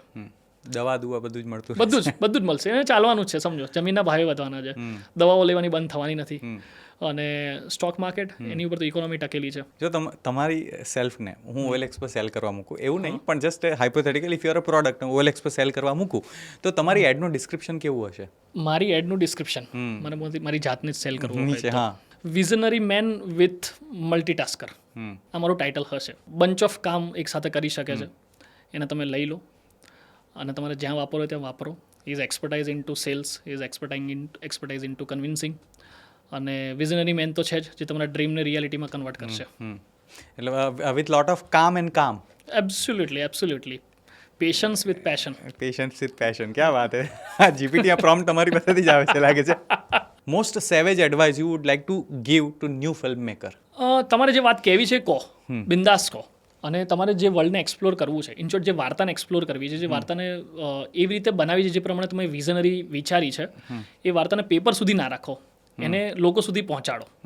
અને સૌથી મોટી વસ્તુ કે એડમિટેબલ નેચર રાખો, બસ એક્સેપ્ટ કરો. એને એ શરૂઆત થશે તમારા ઘરથી જ. તમે જે વાર્તા કહેવા માંગો છો, હું એમ કહું છું સૌથી પહેલાં તમારા ઘરમાં કહો. સાંભળવામાં કેવી લાગે છે, જોવાની તો પછીની વાત છે. સાંભળતા તમારા ઘરમાં 2 વ્યક્તિ એવા હશે કે જે તમને ઇમિડિયેટલી તમને છે ને તમારો ફીડબેક આપી દેશે, અને પછી ઘરની બહાર નીકળો અને પછી લોકોને કહેવાનું સ્ટાર્ટ કરો, અને પછી તમને એવું લાગે ને કે હવે બધાને ગમવા માંડી જાય, આઈડિયલી ફીડબેક સારા આવ્યા છે, પ્રોડક્ટ આપણી સારી છે, પછી પીચ કરો પ્રોડ્યુસરને. ઇન્ડસ્ટ્રીની અંદર કાસ્ટિંગ કાઉચ કેટલું સાચું કેટલું ખોટું? ઓકે, અગેન આ તો વાત પહેલાં જેવી છે કે સિક્કે કી દો પહેલું. હવે તમારે ફળ ખાવું છે કે નહીં ખાવું તમારે ડિસાઇડ કરવાનું છે. હશે જ, ગામ હોય ને આ ઉકરડો હોય એવું યાદ રાખવાનું, પણ દેટ ડઝન્ટ મીન કે આખું ગામ ખરાબ છે. એટલે ગામમાં સારા લોકો છે, તમે ક્યાં જાઓ છો એની ઉપર છે. અને તમે ગયા પછી સામેવાળાની 2 વાત સાંભળીને તમે ડિસાઇડ પણ કરશો ને કે મારે એ ગામમાં રહેવું કે ના રહેવું. તો બસ આ સેમ એના જેવું છે એમ. પ્રોબ્લેમ્સ તો રહેવાના, હર્ડલ્સ પણ રહેવાનું, પણ તમને સોલ્યુશન એનું આવડવું, એટલે રિઝોલ્વિંગ તમને એટીટ્યુડ તમારો હોવો જોઈએ એમ. અને તાળી એક હાથે ના વાગે, ગુજરાતીમાં કહેવત છે સાહેબ. અને મેં તમને કીધું એમ કે સારા લોકો છે જ દુનિયામાં. જો સારા લોકો ના હોત તો આ દુનિયા ક્યારની પતી ગઈ હોત સાહેબ. કળિયુગમાં તે હજી સસ્ટેનેબલ છે લોકો. ઇફ બધી જ જે ફિલ્મો છે તેના બહુ આઇકોનિક ડાયલોગ છે, એમાંથી કોઈ આઇકોનિક ડાયલોગને તમારે તમારી લાઈફનો ગુરુ મંત્ર રાખવો હોય તો કયો હોઈ શકે? સૌથી બેસ્ટ છે સાહેબ, ઓલ ઇઝ વેલ, 3 ઇડિયટ. સૌથી બેસ્ટ. ટૂંકામાં બધું જ પતી જાય છે. ઇન્વેસ્ટર અથવા તો જેમની પાસે કેપિટલ છે એ વ્યક્તિએ ફિલ્મ ઇન્ડસ્ટ્રીમાં આવવું હોય તો what is the direction? Simple છે સાહેબ, એ આવશે તો પેશનથી જ આવશે. અને મેં તમને પહેલાં પણ કીધું એમ કે લોંગ ટર્મ વિઝન સાથે આવો. એક પ્રોજેક્ટ માટે આવો, જો પૈસા નાખીને તમારે જતું રહેવું છે તો ના આવો. સૌથી પહેલું સ્ટેપ તમારું એ છે કે લોંગ ટર્મ વિઝન સાથે આવો કે આને મારે એસ્ટાબ્લિશ પ્રોડક્શન હાઉસ બનાવવું છે, કે મારે મારી જાતને એ જગ્યાએ રાખવી છે કે જે તમારા બિઝનેસમાં તમે આટલા વર્ષો કાઢે એટલા જ વર્ષો મારે અહીંયા સ્પેન્ડ કરવા છે. એકમાં તમને સફળતા નહીં મળે, બીજામાં નહીં મળે, ત્રીજામાં નહીં મળે, ચોથામાં તો મળશે ને તમને. અને સફળતા દેટ ડઝન્ટ મીન્સ કે કમર્શિયલી સક્સેસફુલ. સફળતા એ છે કે તમે ફિલ્મ તમારું જે વિઝન સાથે તમે એને એક્સેપ્ટ કર્યું, લોકો સુધી પહોંચાડ્યું, અને લોકોએ તમને કીધું કે યાર ફિલ્મ મસ્ત બનાવી છે, બસ એ તમારી સફળતા છે. આઈડિયા લોંગ ટર્મ વિઝન સાથે આવો તમે. અને પહેલો પ્રોજેક્ટ મેં તમને કીધું એમ, પૈસા નાખો, જુઓ, પ્રોસેસને સમજો. સેકન્ડ પ્રોજેક્ટથી તમે એ જ વિઝનથી વિચારો કે આ આઈપીને મારે કેટલું લાંબુ સુધી લઈ જવું છે. સો બેઝિકલી પેરામીટર બહુ સિમ્પલ છે એના, કે તમે પહેલો પ્રોજેક્ટ મેં તમને કીધું એમ કે તમે પેશન છે, ફિલ્મ બનાવવા માંગો છો, સારી ફિલ્મની અંદર તમે એસોસિએટ થવા માંગો છો, તો સારી વાર્તા પસંદ કરો. એવા વ્યક્તિ જોડે તમે જાઓ કે જેને આગળ કામ કરેલું છે, કાં તો એની વાર્તા એવી છે કે જે તમને લાગે છે કે બહુ સુંદર તમારા વિઝન પ્રમાણે એ વાર્તા મારે લોકો સુધી પહોંચાડવી છે, એ વાતને મારે લોકો સુધી પહોંચાડવી છે. એ વાર્તામાં નિવેશ કરો, એ વ્યક્તિ ઉપર નિવેશ કરો કે જે વ્યક્તિએ ઓલરેડી આ વસ્તુમાં એને એક્સપિરિયન્સ છે, એને ખબર છે કે એ 1+1 = 2 જ થાય છે, 11 ને 0 નહીં થાય આઈડિયલી. તો એ વ્યક્તિ સાથે એસોસિએટ થાવ, તમે એના કામ જોડે તમે તમારો પોતાનો ટાઈમ આપો, તમે એ પ્રોજેક્ટ સાથે જોડાઓ, અને એ વિઝન સાથે તમે એક એન્ટાયર જર્નીની અંદર એક વખત તમે પસાર થઈ ગયા, બીજામાં ઓટોમેટિકલી તમને ખબર પડી જશે કે તમારે એ સેકન્ડ, થર્ડ, ફોર્થ તમારે શું કરવું છે, કયા પ્રોજેક્ટો કર્યા છે, કયા કન્ટેન્ટ કરવા છે તમારે. તો બિંગ એ ઇન્વેસ્ટર તરીકે બહુ સિમ્પલ સલાહ છે, એ વ્યક્તિ જોડે જાઓ જે વ્યક્તિને અનુભવ છે, જેનું વિઝન છે સિનેમા બનાવવાનું, જેની જોડે આઈડિયા છે, એ એવો આઈડિયા છે કે જે કદાચ માસ સ્કેલને ટાર્ગેટ કરી શકે છે, જેનું પણ વિઝન એવું છે કે મલ્ટિપલ પ્રોજેક્ટ્સ કરવા છે, અને એ જ વિઝન સાથે કે આને મારે એક લોંગ ટર્મ આઈપી બનાવી છે. બસ. Your future plan as a film producer, એ થોડું એક્સપ્લેન કરજો. મારું બહુ સિમ્પલ વિઝન છે કે મારે જે વાર્તા કહેવી છે એ આઈડિયલી હું આગળના વર્ષોમાં હું કહેતો જાઉં, અને એ વાર્તા એવી હોય કે જે કદાચ માસ ઓડિયન્સ માટે હોય, ગ્લોબલ ઓડિયન્સ માટે હોય, અને એનાથી મોટી વસ્તુ એ છે કે મારે ગુજરાતી ફિલ્મ બેઝિકલી કે જે મલ્ટી લેંગ્વેજની અંદર રીમેક પણ થાય, ડબ પણ થાય, અને એક એવો હોરિઝોન ક્રિએટ થાય કે આજે જે સાઉથ સેગમેન્ટ ક્રિએટ કર્યું છે એ સેમ અહીંયા હું ક્રિએટ કરું. અને સૌથી મોટી વસ્તુ તો એ છે કે મારે ગુજરાતની જનતા આઈડિયલી એટલે 2024માં કદાચ 7.5 કરોડ ગુજરાતી ઓડિયન્સ હતી. હું 1% કન્સિડર કરું ને સાહેબ તો એ થાય 7.5 લાખ લોકો. 7.5 લાખ લોકો સાહેબ મારી ફિલ્મ જોઈ લેશે ને તો એવરેજ મારું કમર્શિયલ વેલ્યુએશન તમે કન્સિડર કરો ₹150 લેખે ખાલી 11.5-12 કરોડ જેવું થયું સાહેબ. તો મારે બીજું પ્રોફિટનું કે કમર્શિયલાઇઝેશન પ્રમાણે વિચારવાની પણ જરૂર નથી. મારે આંકડા પણ વિચારવાની જરૂર નથી. મારે ખાલી એટલું વિચારવાનું છે કે મારી ફિલ્મ 1% ગુજરાતીઓ તો જોવી જ જોઈએ. અને જે જોઈ લીધી તો કદાચ મારું જે વિઝન છે એ ફૂલફિલ થઈ જશે. તો અલ્ટરનેટિવલી હું આવનારા વર્ષોની અંદર હું મારી જાતને તો ઇવોલ્વ કરી જ રહ્યો છું, પણ હું એવી ફિલ્મો બતાવીશ કે જે ડિફરન્ટ ઝોનરાની હશે, જે ઓડિયન્સે કદાચ આજ સુધી જોઈ નહીં હોય, અને જો કદાચ જોઈ હશે તો એ એવી લેંગ્વેજની જોઈ હશે જે કદાચ અલગ એરિયાની છે, અલગ કન્ટ્રીની છે, અલગ લેંગ્વેજની છે. તો એ મારે અહીંયા એક્સપ્લોર કરવું છે. સો એન્ડલેસ ટોક શોની અંદર ધ્રુવભાઈ આવવા માટે દિલથી ધન્યવાદ. તમારો એક્સપિરિયન્સ કેવો રહ્યો આજના આખા ડિસ્કશનની અંદર તે થોડું તમે જણાવજો મને પણ અને ઓડિયન્સને પણ. એન્ડલેસ ટોક શોનો સૌથી પહેલાં તો થેન્ક યુ સો મચ મને ઇન્વાઇટ કરવા બદલ. અને હું આ માણસને ઓલરેડી ખાસા વર્ષોથી ઓળખું છું, એટલે મને ખબર છે એની વાત અને એની વાર્તા બહુ જ સુંદર જ હોય છે. એટલે હું કન્વિન્સ થઈ ગયો છું, અને જો પ્રોડ્યુસર કન્વિન્સ થઈ જાય તો કદાચ તમે પણ વધારે કન્વિન્સ થઈ જશો મને એવું લાગે છે. અપાર્ટ ફ્રોમ દેટ કોઈ પણ ફિલ્મ એકલા હાથે નથી બનતી, એમ કોઈ પણ શો એક હાથે તો બને નહીં. તો એન્ટાયર જેટલી પણ ટીમ છે મારા સરાઉન્ડિંગમાં એ બધાનો થેન્ક યુ સો મચ. અને એ બધા પોતપોતાની રીતે બહુ સ્માર્ટ છે ટેકનિકલી અને વિઝનરી સાથે. અને જે વિઝન સાથે આ શોની શરૂઆત કરી છે મને એવું લાગે છે કે એન્ડલેસ જ રહેશે. એમ ક્યારે એનો પૂર્ણ વિરામ આવશે નહીં ને આવો પણ ના જોઈએ. Thank you so much. અને નેક્સ્ટ ટાઈમ જ્યારે આવીએ ત્યારે તમારી જે વાર્તા અત્યારે પાઇપલાઇનમાં છે તેને 100% તમે એક્ઝિબિશન પર ડિસ્કશન કરવા માટે 100%. કદાચ એવું હશે તો તમને ઇન્વાઇટ પણ કરવામાં આવશે.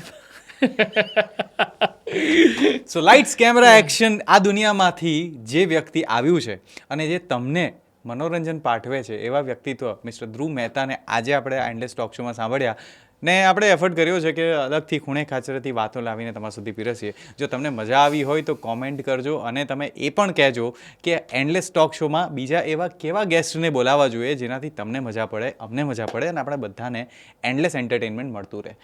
This is me, Priyank Desai. I'll catch you another time. तब तक के लिए टाटा, बाय बाय, आवजो.